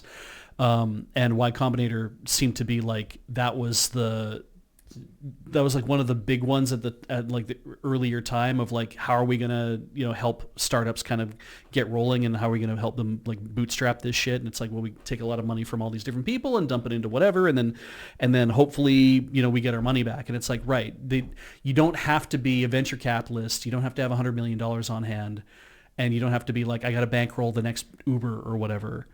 You can be a company that has a few extra $1 million from a really good sale and be like, we can invest $100,000 here, $200,000 there in a few other video games and say, you have to pay us back on the back end. And here's the schedule. We want to get repaid for this, but at least it gets you over the hump to be able to release. Maybe without giving up control. Yeah, and you and also be saying it's like, we will help consult on getting you to a publisher, and we will help consult on finding Or some people to port your game, Finding grants. or finding other. Because yeah. I think it was the Because Goose. like Australia has grants for video game development. Untitled Goose Game. Right. Essentially, like they're from Australia, and that's their government has grants and stuff Yeah. And for stuff like that. yeah, I mean, a lot of countries do stuff like that. And I don't think people realize that most of the time. Yeah, there's a Well, lot of. It's also like a lot of legwork to try to It's- get it's a stuff lot- like that. So it's like extra work on top of, I mean, it's any kind of like creative job online these days. There's a million other jobs on top of things, which is why you go to places like publishers or other people who might help you with that. Right. So you end up with that weird situation of like, somebody's job is to apply for grants. Yeah. But I So you're- imagine an Which is- indie publisher whose point is that they just want to give you advice or an influx of cash might send you towards places like that than, say, a bigger publisher who would try to bankroll everything in. It feels like getting an agent. Like when we hear celebrities talk about, oh, I got an agent and I got a manager, or like that kind of thing, where it's like, so what does your agent do? Well, the agent goes out and makes sure that they acquire a method for me to make money. Right. My agent's job is Right. to basically be looking up ways for me to make money, for me to get a paycheck, and then my agent takes 10%. Yeah. And I'm like, I could totally believe that something like Evil Landfall is like, you come to us for advice. If we decide we're going to work with you on that whole thing, we're going to use the benefits of our experience to start applying for grants for you, or to get all these other things. And then as that stuff starts coming together, it's like, okay, here's the bundle of paperwork you need to sign. Sign here, and here. Everything else should be based on what you told us, should be accurate. So you sign all these things. It's like, great. So now we're gonna submit that. When you get your grant of $100,000 from the Australian government, then we're gonna take 10% of that. And maybe that's how that works, right? It's like, maybe that's what that kind of agency model works for too. Not really sure. Anyway, so that seems cool, and I'm excited for more sort of indie developers to be kind of helping each other out. I hope that continues to be a thing. I feel like we're going to see more of it, to be honest, especially because it feels like we have a number of indies who have like, who have managed to make success to a degree, but don't seem to want to buy themselves mansions. Yeah. And I could kind of see that to me, it seems like a logical step of the community where a bunch of them probably all get together and give advice anyway. Yeah. Exactly. Yeah. Speaking of games that are having a return on investment, No Man's Sky. Oh, good. We're still talking about this, are we? What did they do now? The latest update for No Man's Sky Is also free, I bet. Yep. Version 6.3 adds the Xeno Arena, a new feature where you can explore the universe, collect creature companions, and then fight them in turn-based battles. Oh my god, it's Pokemon. Pokemon Coliseum. Oh, Jesus. Adopt the wild fun of roaming planetary landscapes, assemble into battle teams, and fight in simulated combat. Each creature has a unique set of battle moves, ranging from straightforward attacks to powerful status effects, will perform differently based on personality, battle traits, and physical characteristics. This is very funny. It's like, come on, guys. Yep. You've run out of things to put in your game, so now you're just putting other games in it. Isn't No Man's Sky supposed to be a thing where you go to a planet and it's kind of like randomly generated on like what kind of animals and things you'll get? So you're going to always kind of come across something different. Well, it's not going to be... like your little Pokemon dudes could be totally different from everybody else. Like presumably they're like all their stats are like within a certain range. Well, probably, yeah. I guess they're totally different. You're not going to have like it's not going to be like Spore where stuff's going to get completely out of control. Where you can have like a weird thing with you're not going to have like a thing that has to keep bouncing on its tail or else its heart will stop pumping. Oh, Spoink. Yeah. I mean, there's some weird things in No Man's Sky. There's giant sandworms. There's little things. There's big guys. There's all sorts of stuff. Is there like a beauty contest where I can dress them up? Ooh, I mean, there's definitely I don't know about dressing them. I mean, there's definitely like can I give my outfits and stuff strange creatures hats? Well, that would be the 6.4. If I go fishing, can I battle with a fish that should be in water somehow? As with Pokemon, creatures have different types, referred to as affinities, and they affect their moves and how they work on opponents. Fire-based companions may excel against frozen creatures, but find themselves vulnerable against radioactive attacks. It's incredibly different and innovative system. Players who become good at battling can work their way through the Arena League, a new faction which has been added to the game's catalog and guide. By winning battles, you can rise up the ranks of the league and win medals, and presumably become the best there ever was. Huh. But at least you probably don't have to collect them all because it would probably take a lifetime. I don't think you can. Yeah. That's why I was saying it's like you constantly come across different things. I don't know that you could collect them all. No, exactly. Yeah, if every world's going to have a different set of parameters and procedures that generate new characters or new beasts. Yeah, it's interesting. Which is pretty neat, yeah. Other things. Stability and optimization. Implemented a number of significant optimizations on Nintendo Switch 2, improving rendering performance by up to 15%. Nice. Cool. Anyway. So cool stuff, and just it's No Man's Sky just keeps. I think it's like on sale at the moment too.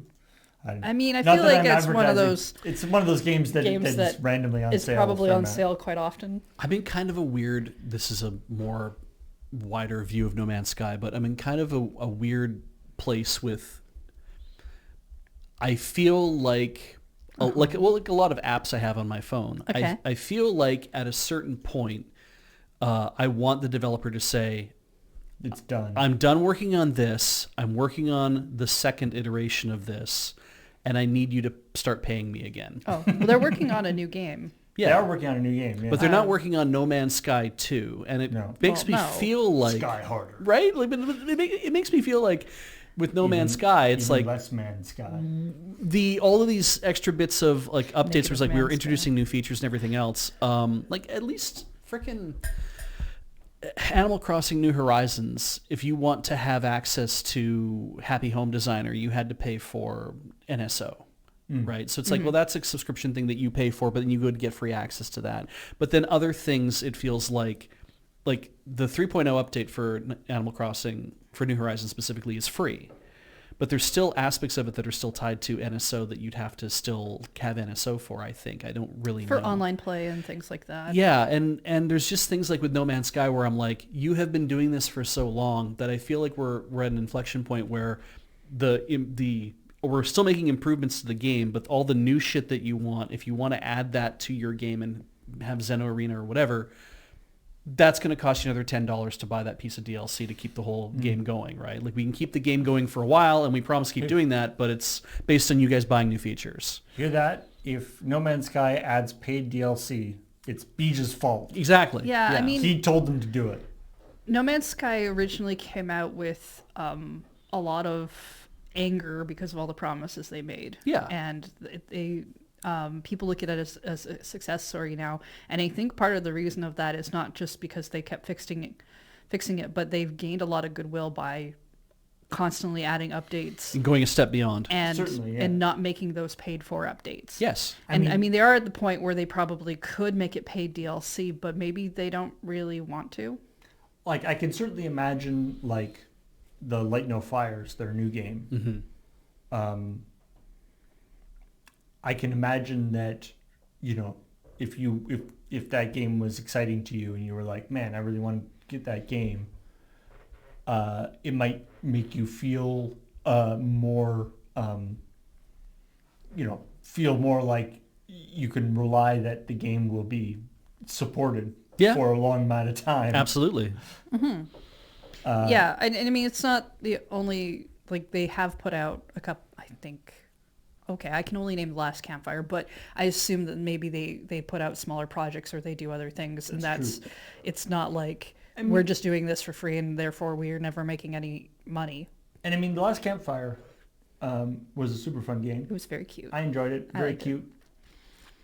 But it was just like, here's the game, and then you're done. Yeah, It didn't add some sort of Pokemon thing later on. Yeah. that would be really weird given that game, but Yeah. you know, and I think it's okay for companies to do like smaller projects while they have bigger things going on, though. It's nice. Yeah, yeah.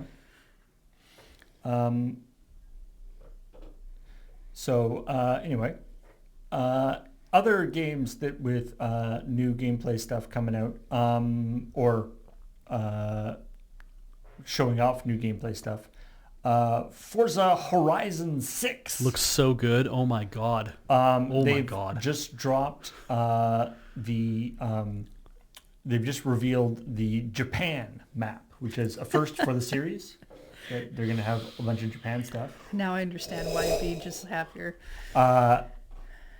And what's kind of interesting is, so, you know, they've let me Yeah. show you. So they've dropped this map as the Japan map, and it's a little interesting in the sense that it's not actually, like, there are aspects of it that are based on real things, but it isn't actually A real place. a real like these aren't necessarily real roads that are in Japan. Right. But it looks super cool, and you can obviously, there's going to be a whole lot of stuff because Forza, I believe it's sort of an open. They're moving into a kind of open world type thing.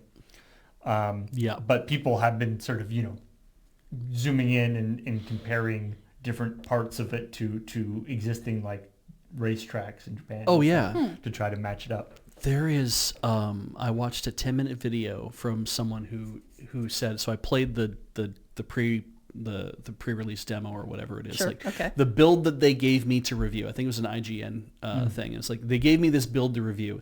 You get an hour. Okay. It's a timed demo. Thank you for playing. That's how that is. And he's like, so I the bits I'm going to show you here are not the initial part of the game that you get to play, because it's like, I don't want to show off what the first race of a Forza game is. You need to experience that for yourself. But what I am going to show you is all the other things that I thought were very cool. Okay. And there's the bits of, yeah, you know, there's a few other races that are built in that are, you go to a track and do whatever.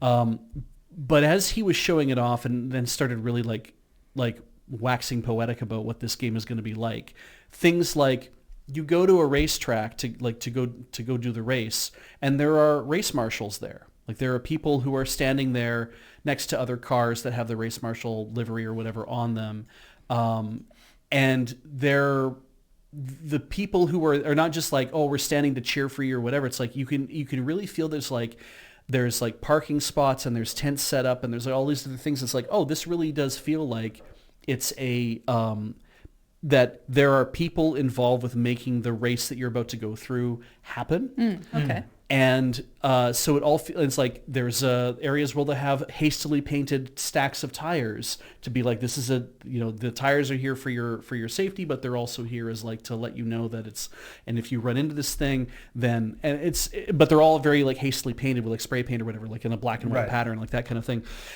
And he's like the little touches of what makes a thing feel like we threw together this race, or we didn't throw it together, but we've been planning this race for a while, but there's some things that just kind of got left behind until the very end of planning, and we kind of just came up with a thing at the last minute to kind of do this. Who would do that? Right? And No, I like that. Those are good details. right?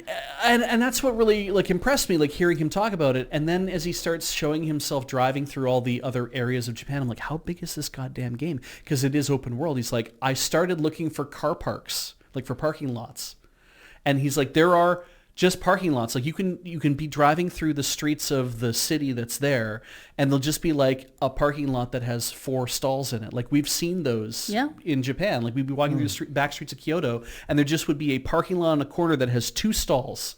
And just, it's pay by the hour parking, and it's 2 stalls on the corner and a couple of vending machines, and that's the parking spot. Like if you want to park for the day, you could park here if that spot's open. There are narrow lanes where it's like there's no way that you are going to get by with another car. So they're one-way streets or whatever, and you're driving the wrong way down them. Everything about how they're building this game out really looks and feels and respects the idea of this is what roads are like in this country. And it felt so weirdly realistic, despite the fact that we haven't spent a lot of time like driving in Japan, but like seeing there's whole aspects of dirt roads that don't feel like they're even real roads, but somehow they're just like a path. And it's like, yeah, you can drive on that if you want to, and it'll take you to another location where it might go to another dirt road, and that'll take you out to somewhere else. And, and it just gets kind of like more and more ridiculous what you can do in the open world thing. And I'm like, this looks amazing. Like this looks like a sightseeing tool more than anything else. It feels like Assassin's Creed, go look at the Both Notre cars. Dame kind of thing. Right. They put in so much detail, and I was like, oh, Ian's going to love this. Anyway, yeah.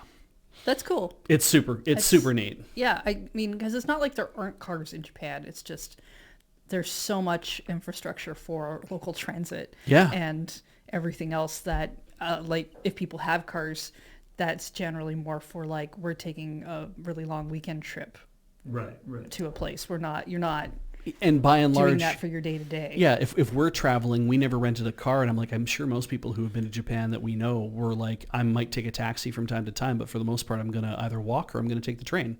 Yeah. Because trains are there, and I'm going to be in areas that have trains, and so, or might get on a bus, but that doesn't really feel like you're like looking at the roads all the time. Yeah, it really interesting feel to the whole thing. So we talked actually earlier about the dangers of kind of overhyping announcements Yes. and being like, oh, something good's gonna happen. Yeah, and they can't live up to the hype. So Who's it this time? so it's not Sonic's 30th anniversary, but it is Tails' 30th anniversary. Oh, is it? Good for him. Wow, I didn't think but he was allowed to. Tails as in Tales, Right. as in the Oh. Tales series. From Bandai Okay. Namco, I think. It is That's the mean. 30th anniversary of the Tales series. And the Tales of Zillia, Tales of Bert. There's Tales of Fantasia? Yeah, all All these right, games. everybody who's watching the YouTube of this, you can now immediately start typing Tails has a 30th anniversary, what? And then I guess get corrected as the Tales of series. Yeah. Go ahead, do it. So it's the 30th anniversary. As is typical for these things, people it's like, ooh, what cool things are going to happen on Tales 30th anniversary? They're gonna re-release Tales of Berseria. And now Bandai Namco, Similar game I know the name back of. in February, has started teasing an announcement in conjunction with Ufotable, the Japanese animation studio. UFO table. UFO table? I don't know. Probably UFO table. I've never yeah. said it out loud, but I've seen it in writing enough times. They never- so I in- couldn't tell you. In Japanese, they don't say UFO. They'll say Oh, UFO. that's true. So if that's UFO table. Yeah, so probably it's just UFO table is the pronunciation. So anyway, really big Japanese animation studio who've done lots of anime and also have worked with, done a lot of sort of video game related stuff as well. They sure have. That's why I know that name. And so, so they were hyping up stuff with them. They've been doing like the countdowns, like countdown, something to something. cool, Oh, something no. cool's gonna happen. Oh no. So So the how many announcement- pop-up stores have they making? The announcement is they're gonna they are joining with animation studio Production IG, and they're joining forces to create a series of 188 original illustrations in celebration of the 30th anniversary. That's it? Yeah. So, That was what the countdown was for? yeah. People are like, remasters? Are we gonna have? I mean, remasters are going to be, but like, oh, we're partnering with IG. I was actually waiting to hear you say that they were going to make a proper anime or something. Yeah. they've made a And I'm lot like- of Tales animes before, so that's Or that IG would be part of like making a bunch of cutscenes. What if the something. 188 original illustrations were in the form of 30 frames a second? yeah. Ooh, it's Yeah. a flip book. That's like what, 5 seconds? A physical flip book. Yeah, that's good. They shoot on twos with a lot of that stuff, so I mean, that's maybe it's a lot of illustrations. I'm not Yeah. against that. It's just like if you're doing a big countdown, you're like, ooh, 30th anniversary, whatever. That's why I asked how many pop-up stores are there, because like Persona that's a did that. common one, yeah. Persona did that one year where they were like, oh, we're gonna do this year-long celebration, There's a sticker pack. and it's like, yeah. oh, we're gonna have a pop-up store in this one spot in Japan, and I'm like, okay, that seems like a weird add to a worldwide announcement. I do wonder, like, so as far as a JRPGs goes, Tales is a long-running series. You'll notice I didn't say successful. You'll notice I didn't say it's like the widely like lauded or like any of those kind of things. It's like I don't know how good a series Tales I think is. it's one of those series that has like a few games that are like quite good. Right. And so the people who like them like are really into them, and then it's probably got a number that are, I wouldn't necessarily say bad, but are like forgotten because they're not as good. I think it's also one where not all of them have been translated, so it's That's it's more- probably true too. It's more has a bigger Japanese audience than North American audience, so you may not have I can as see that. much exposure to it. Yeah, it really feels like sometimes the level of success of a celebration that a game series might get is also based on the relative nature of its success to other things that are. It's like, how much money do we have to spend on this? It's like we can make acrylic stands versus we can make a brand new drama CD versus we can make a whole anime series versus we're going to remaster all the goddamn games. Like there's a bunch of different levels when you can come in to like pay off something in terms of a celebration or of merchandise or those kind of things.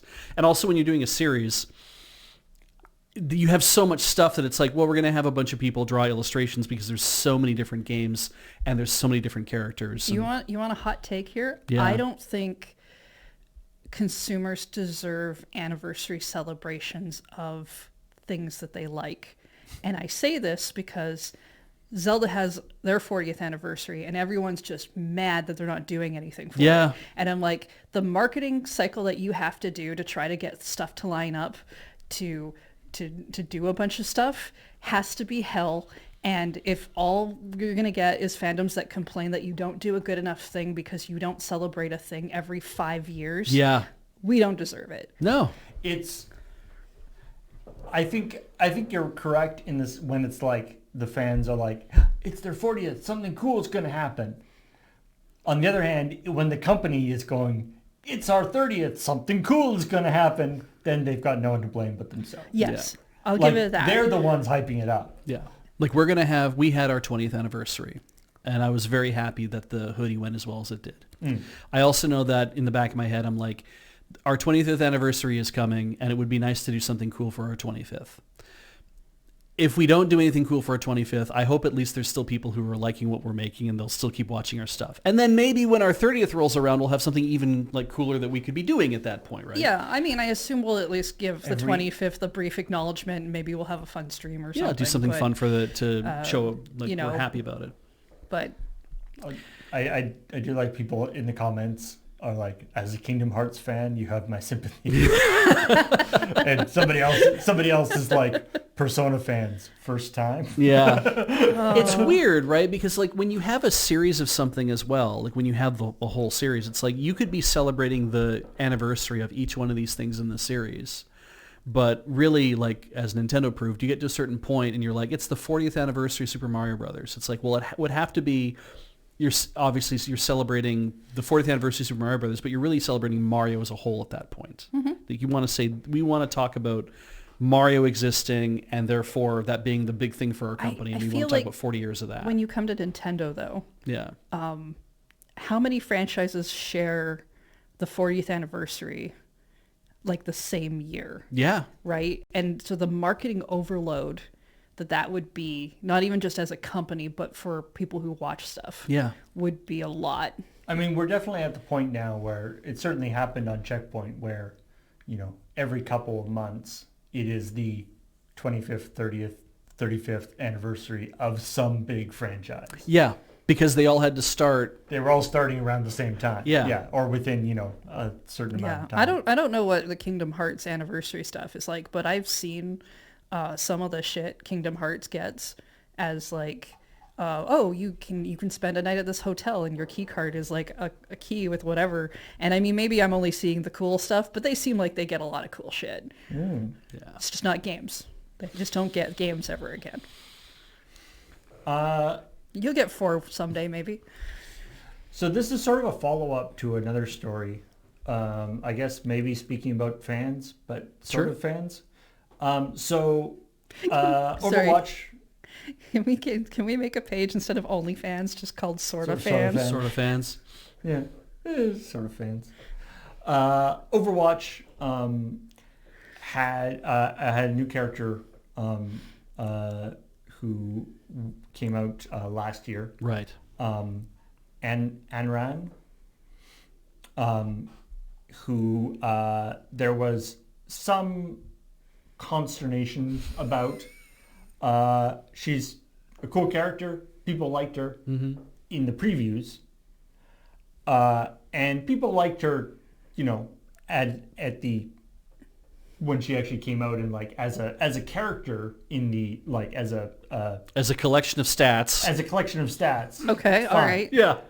They People, like- however, people who had, you know, because they build up, you know, they put out preview stuff. They have like associated comics and little drawings and different things. Okay. And people who were hype about the character from that were disappointed when she came out, and they felt that she had been redesigned somewhat from what was put forward in the comics and stuff to be given what is sometimes what the Overwatch face, which apparently Overwatch has a Same face syndrome. has a bit of a same face, particularly with the female characters. Looks like a Disney princess. Well, Yeah, and No, she does. She looks like a Disney princess who's allowed to fight. Yeah. Like, yeah, and you know, some people were so you know the memes of sort of this is they released a teaser? anime short Yeah. that they kind of did where she looks more sort of adult, I guess, or like she's a little bit older Yeah. and has a little bit, and then they kind of gave her they sort of babyfied her face a little more. Yes. Yeah. So people were disappointed in that, including the woman who does the voice acting. Kind of was like, I kind of liked her design better before, which, you know, who knows what kind of contractual stuff, but that seems fairly significant that the voice actor would be like, I kind of liked her design better before. Yeah. So that was last season. So for the new season, Right. they've actually, and they Blizzard did last season, just did kind of acknowledge the controversy. They were like, we'll look into it. So for the new season, they have given her a style or a look update. Oh, good. So you know, this is old. I'm having trouble seeing a difference. Maybe you have to look in your computer. Here, let me zoom in a little bit. Oh, I see. She Old. doesn't look like a 16-year-old girl anymore. So that's Yeah, something. they've given her they're they've given her kind a of- little bit more sort of definition to her face, maybe slightly sort of sharper features. Yeah. Yeah. But she still has, More confident pose, they say. I don't know. she just looked like Yes. in the animated thing that you posted, which was not very big, but it very much looked like she looked like she had like a squarer face with a more flat jaw, like that kind of thing. The nose seemed a little bit more prominent, like that kind of thing, and just really. We raised her right eyebrow to look more confident with a smirk. Oh, so now DreamWorks face. It's like now she's just stuck with a DreamWorks raised princess. eyebrow. Mm-hmm. Yeah, yeah. Anyway, this now, Okay. you know, Uh-huh. I don't have any obviously great insight into the kinds of body image stuff for young women, Yeah. but I feel like somebody could write like some sort of essay about this idea, because now we're at the point where it's like she was there. People weren't stoked about what she looked like, but she was there. She was out there Yeah. for like a year. Yeah. And then they're like, no, we're going to take her back Yeah. and change her face again Yeah. to make her more appealing to people. My God. Or maybe appealing to a different set of people and put her back out there. And it's like, What? how does that, it's like there's some way, I don't know how to feel about that. Like, Yeah. It's just, I mean, I get like you can make small changes and that can do a huge effect on Yeah. some things. I'm just a little caught up on how that pose is different, that it's more confident. Also- because it doesn't, in the previous picture that didn't look that different to me, but it's also just like a torso up. Yeah. There's. I don't know. I just feel Also, like her giving her two little beauty marks under her eyes are not freckles. no. There's a That's not a freckle. to be as blatant as possible though, like from the other picture that was like the here's what she looks like in the anime short, and here's what she looks like in the game. The picture there, the one on the right looks like Arab scientist that is a side character that doesn't end up with a love interest in modern Hollywood features. That's what I see on the right. And what I see on the left is K-pop beauty star. Like I'm like there is two different ways that this goes. And the thing is, it's like there's nothing interesting about the one on the left when you have her among a sea of other like girls that look like that in Overwatch. And there's a lot interesting about the woman on the left, and here I'm doing the woman versus girl thing, right? It's like there's just this whole thing, like she seems like she's like a grown-up woman who has like things that I'm doing, and I have a job to do and whatever. And on the other side, I'm like, that's not what I'm seeing. I'm just seeing somebody who's standing a certain way to try to evoke a sort of visceral reaction of the people who are attracted to me. And as people pointed out, she could easily be just like a skin on one of the existing characters. Oh God, like, you're right. Just wearing a different outfit. Yeah, this is the Archie Comics thing all over, though. This is Dan DeCarlo's. Not to lay a whole bunch of, because I mean, Archie Comics got incredibly popular on the back of Dan DeCarlo's designs, but the joke was always, hey, you like Archie Comics? Do you like blonde with big tits or brunette with big tits? Because that's what his design always was, is like every girl in that series except Big Ethel was either long-haired blonde with the same body shape, standard same body. face. Everybody has the same body. Big Ethel's the only one who does not have that. She's just like basically a beanpole. And then even when they started introducing new female characters, when Cheryl Blossom came along, it was like, nope, now we have a redhead, but the same body and everything else and same face. And then we have what's her name? January McAndrews comes along at a certain point, time traveling with Dilton. It's like short red-haired girl with freckles because she's supposed to feel like Archie Andrews, but she's got the same body, but she's just shorter. And it was just like, they always looked the same. And when they did the art redesign for the new Archie series that people apparently don't seem to respond to as well, at least it feels that way, everybody started to look a lot different. Mm-hmm. And it was at least a lot more interesting to look at. I mean, I don't feel like Archie and Reggie really look that much different aside from hair color. They don't. Yeah. People can't. They all have cut bodies. They all look good when they go to the. The all look good when they go to the shorthand beach. of Archie is basically just, does he like the brunette or does he like the blonde? Yes. And it's very clear that even though one's supposed to be like, oh, she's the rich girl and she's like whatever, and then so we have Betty who gets to be the opposite because that's how we'll make them different. Yeah, the It's wholesome one. His entire thing is basically which color of hair do I prefer? Yeah.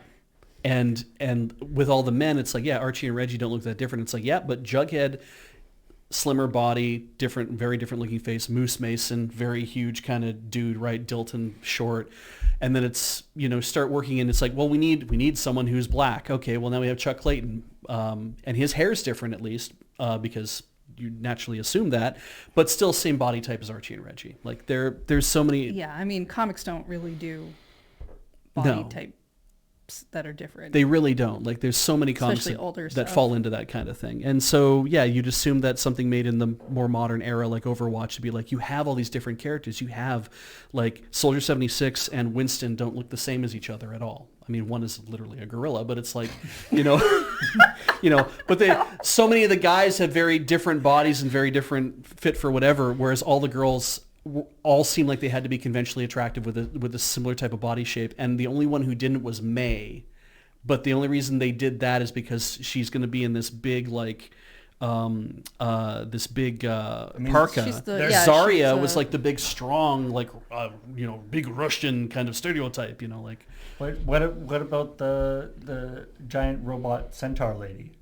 She's a different body type. Is there a giant robot centaur in Overwatch? I'm surprised you don't know this. Given your like for anime with centaurs. Oh yeah, absolutely. I don't know her. I also don't know anything that Paul is talking about in this context, but I'm surprised you don't know, given that. Yeah, or Oriza. Anyway. Okay.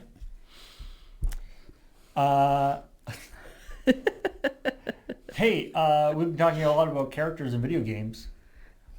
Do you want to be a character in a video game? I am afraid to ask and what drawn like Blizzard does. Yes, well, because I'm assuming makeover, this is some sort of contest. It is. And now someone will own your image. I don't know. Oh, that's weird. Probably, yeah. PlayStation is letting one player win the chance to be scanned and appear in Gran Turismo 7 with its new player base program. Nope, I definitely don't want that. What? I never see people in, like, I was just talking about even in Forza, there's people on the side of the road cheering for you and stuff. Is like, is that what you're asking to be as a person on the side of the road cheering in Gran Turismo? Even if you're a first-person game, you generally go through a character creator for a person you'll never see. Yeah, but you're a sentient car in Gran Turismo, right? Like that's how it works. Players can visit the player base website where they sign in with your PlayStation ID, and you have some questions about your experiences in PlayStation. And then finalists will take part in video interviews where they will speak more about themselves and their connection to PlayStation. From these video interviews, one applicant will be chosen to appear in Gran Turismo 7 as part of the player base, while they will appear for a limited time as an in-game character portrait. Wait, for a limited time? I guess so. Yeah. Okay. They'll be invited to a visual arts studio in LA where they will spend a day being scanned, and will also help design a custom fantasy logo and vehicle livery, which will be added permanently to the game showcase menu. Okay. All right. I'm cool with a bunch of stuff except for the getting scanned part. Yeah, there has been some questions about how that scan will be like used. like being able to like it's been done before in a lot of video games where it's like, oh, you get to design a monster or help us design this thing because you backed at a certain Kickstarter level, or maybe you would put your name in the game, or I like the idea of like you get to go down to an office and presumably you get to see it when you're not being scanned. Jesus. But if you just get to go down and only get scanned, that seems like a terrible prize. Contingent Cat makes a good point. Given what the internet does, I wouldn't want my likeness in a game. And then like, right, yeah, because someone is going to try to find a way to rip the assets out of that game. They're going to go looking for your model in specific, and then they're going to do a lot of crazy shit to you in Blender. I mean, we've already had incidents where people have tried to do things like that. Yeah, like I mean- Elliot Page went through that. Yeah. Yeah, I mean, there's lots of celebrities who are already in. There's probably more famous people that will get ripped out of the games already. But Yeah. anyway, so yeah, there's the. But hey, if you want to be in Gran Turismo, there's a way to do it. So yay! And then finally, I think the last story that I want to talk about. So I think that might have already been a way to do this, Okay. but I saw a neat thing. So the Valve has ported the Steam Remote Play system to the Apple Vision system. Yes, to Apple Vision Pro. Okay. Apple Vision Pro. So you can now it's not for playing VR games. It's for you activate it and you can play your game on a big screen. Right. Well, I in mean, that makes sense. I In your probably view. want that more than playing the VR. I mean, that's what To I be like. honest, Yeah. like if I'm gonna be silly enough to have an Apple Vision Pro on my head, I'm gonna want it for that use case. And because it's AR, it's like you can leave it in the living room and get up and go to the bathroom and then come back and sit back down in front of your screen again. More so than to me, that's always been like a thing that I've been quite fascinated about. The bathroom? No, with VR stuff is the sort of AR aspect of Yeah. it, more so than sort of VR video games. I know during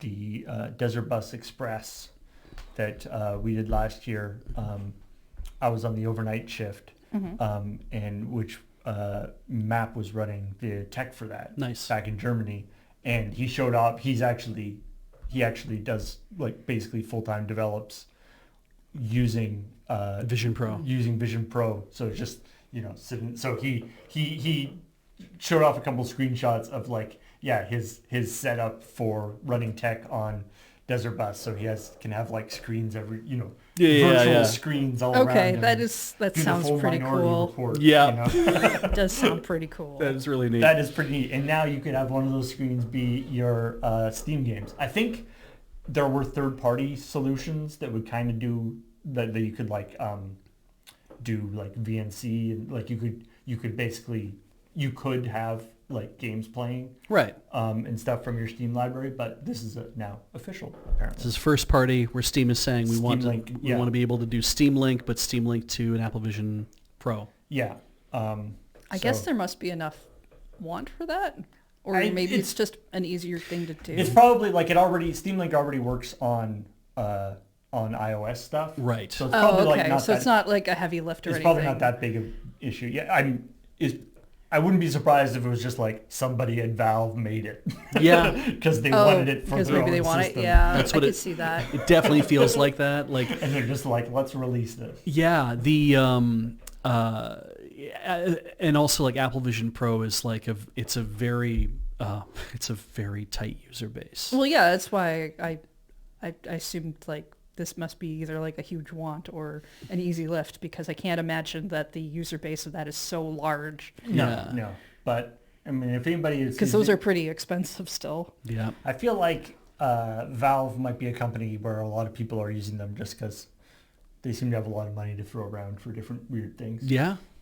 I mean, they also have their own VR headsets, but Yeah, I mean, you can get like just AR glasses that are meant to be a thing that you plug devices into, so you can watch movies and things.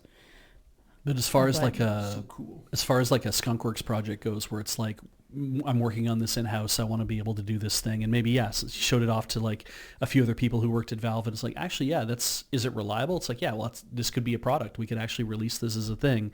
I'm assuming it's free. Like, I'm assuming it's just like, Yeah. you can set this up and use this, and it works just like Steam Link would work on like any other sort of system. And they're like, oh, okay, that to me, that's another. That acts as another reason to have your Apple Vision Pro. If you like your Apple Vision Pro, it's like, well, now you have yet another reason to maybe indulge in this thing, but also a thing where for relatively little investment of effort, Steam gets there ahead of anybody else to say, do you want to be able to play games on Apple Vision Pro? We've just set this up so you can just shoot your games right into it. Yeah, and because you can have multiple screens, this means you can have your idle game or Balatro or whatever running while you're doing your work, right? Yeah, you can have it off to a side here that nobody can tell you're playing Balatro because it's all happening here, and yeah, Yeah. that's kind of great. Well, because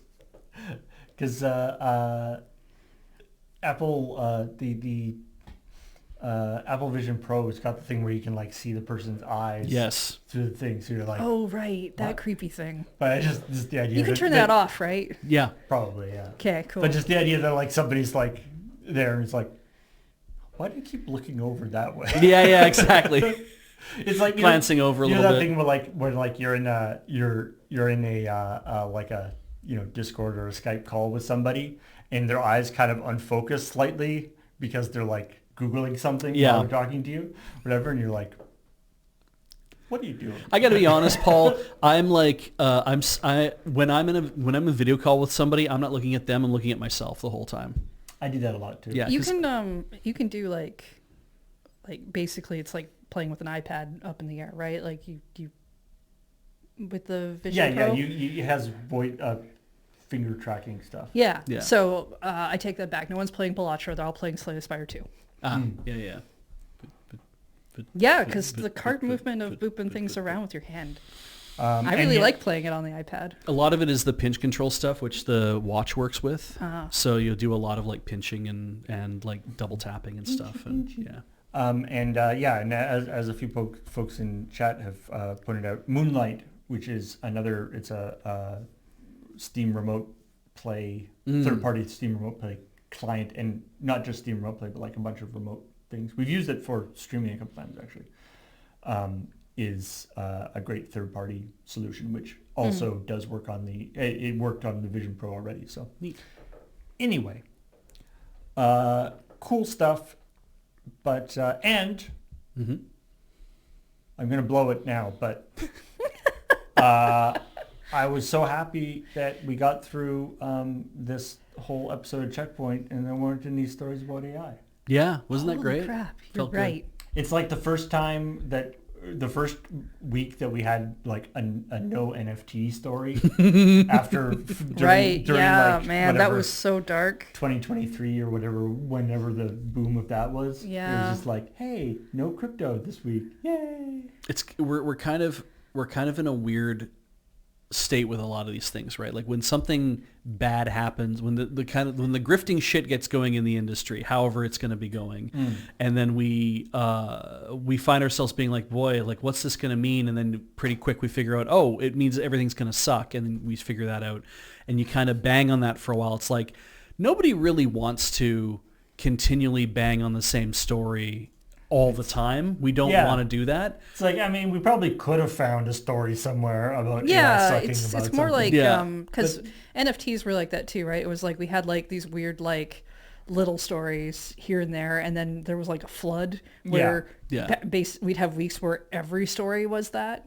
But there's also like there's also I think a compulsion that we have in writing the stories where we're like, we want to say enough about the issue that we've basically continually get the point out to be like, this is the position of the people who write for the show, is that we have all kind of, the consensus we come to is we don't like that this thing exists in the way that it exists, and we kind of don't want to be party to these things. So we're going to keep doing stories about it that may all have slightly different takes in different ways, have different nuance or whatever, but we all have an opinion, and it's like, it's important that when something looks like it's going to come along and screw everything up for everybody else, it's kind of nice to be at the forefront being like, hey, pay attention to this. Pay attention to a thing that's probably going to be a big problem.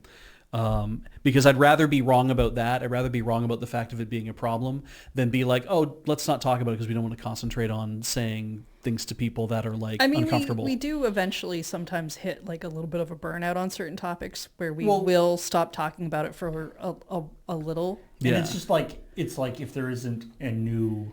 I guess sort of burnout's not a new- quite right. yeah, Yeah, it's there's just- no, it's the same if thing. there's We'd have new the same wrin- discussion. Yeah, if there's no new wrinkle on it, then Yeah. it's just like, yeah, we've made it clear. But anyway,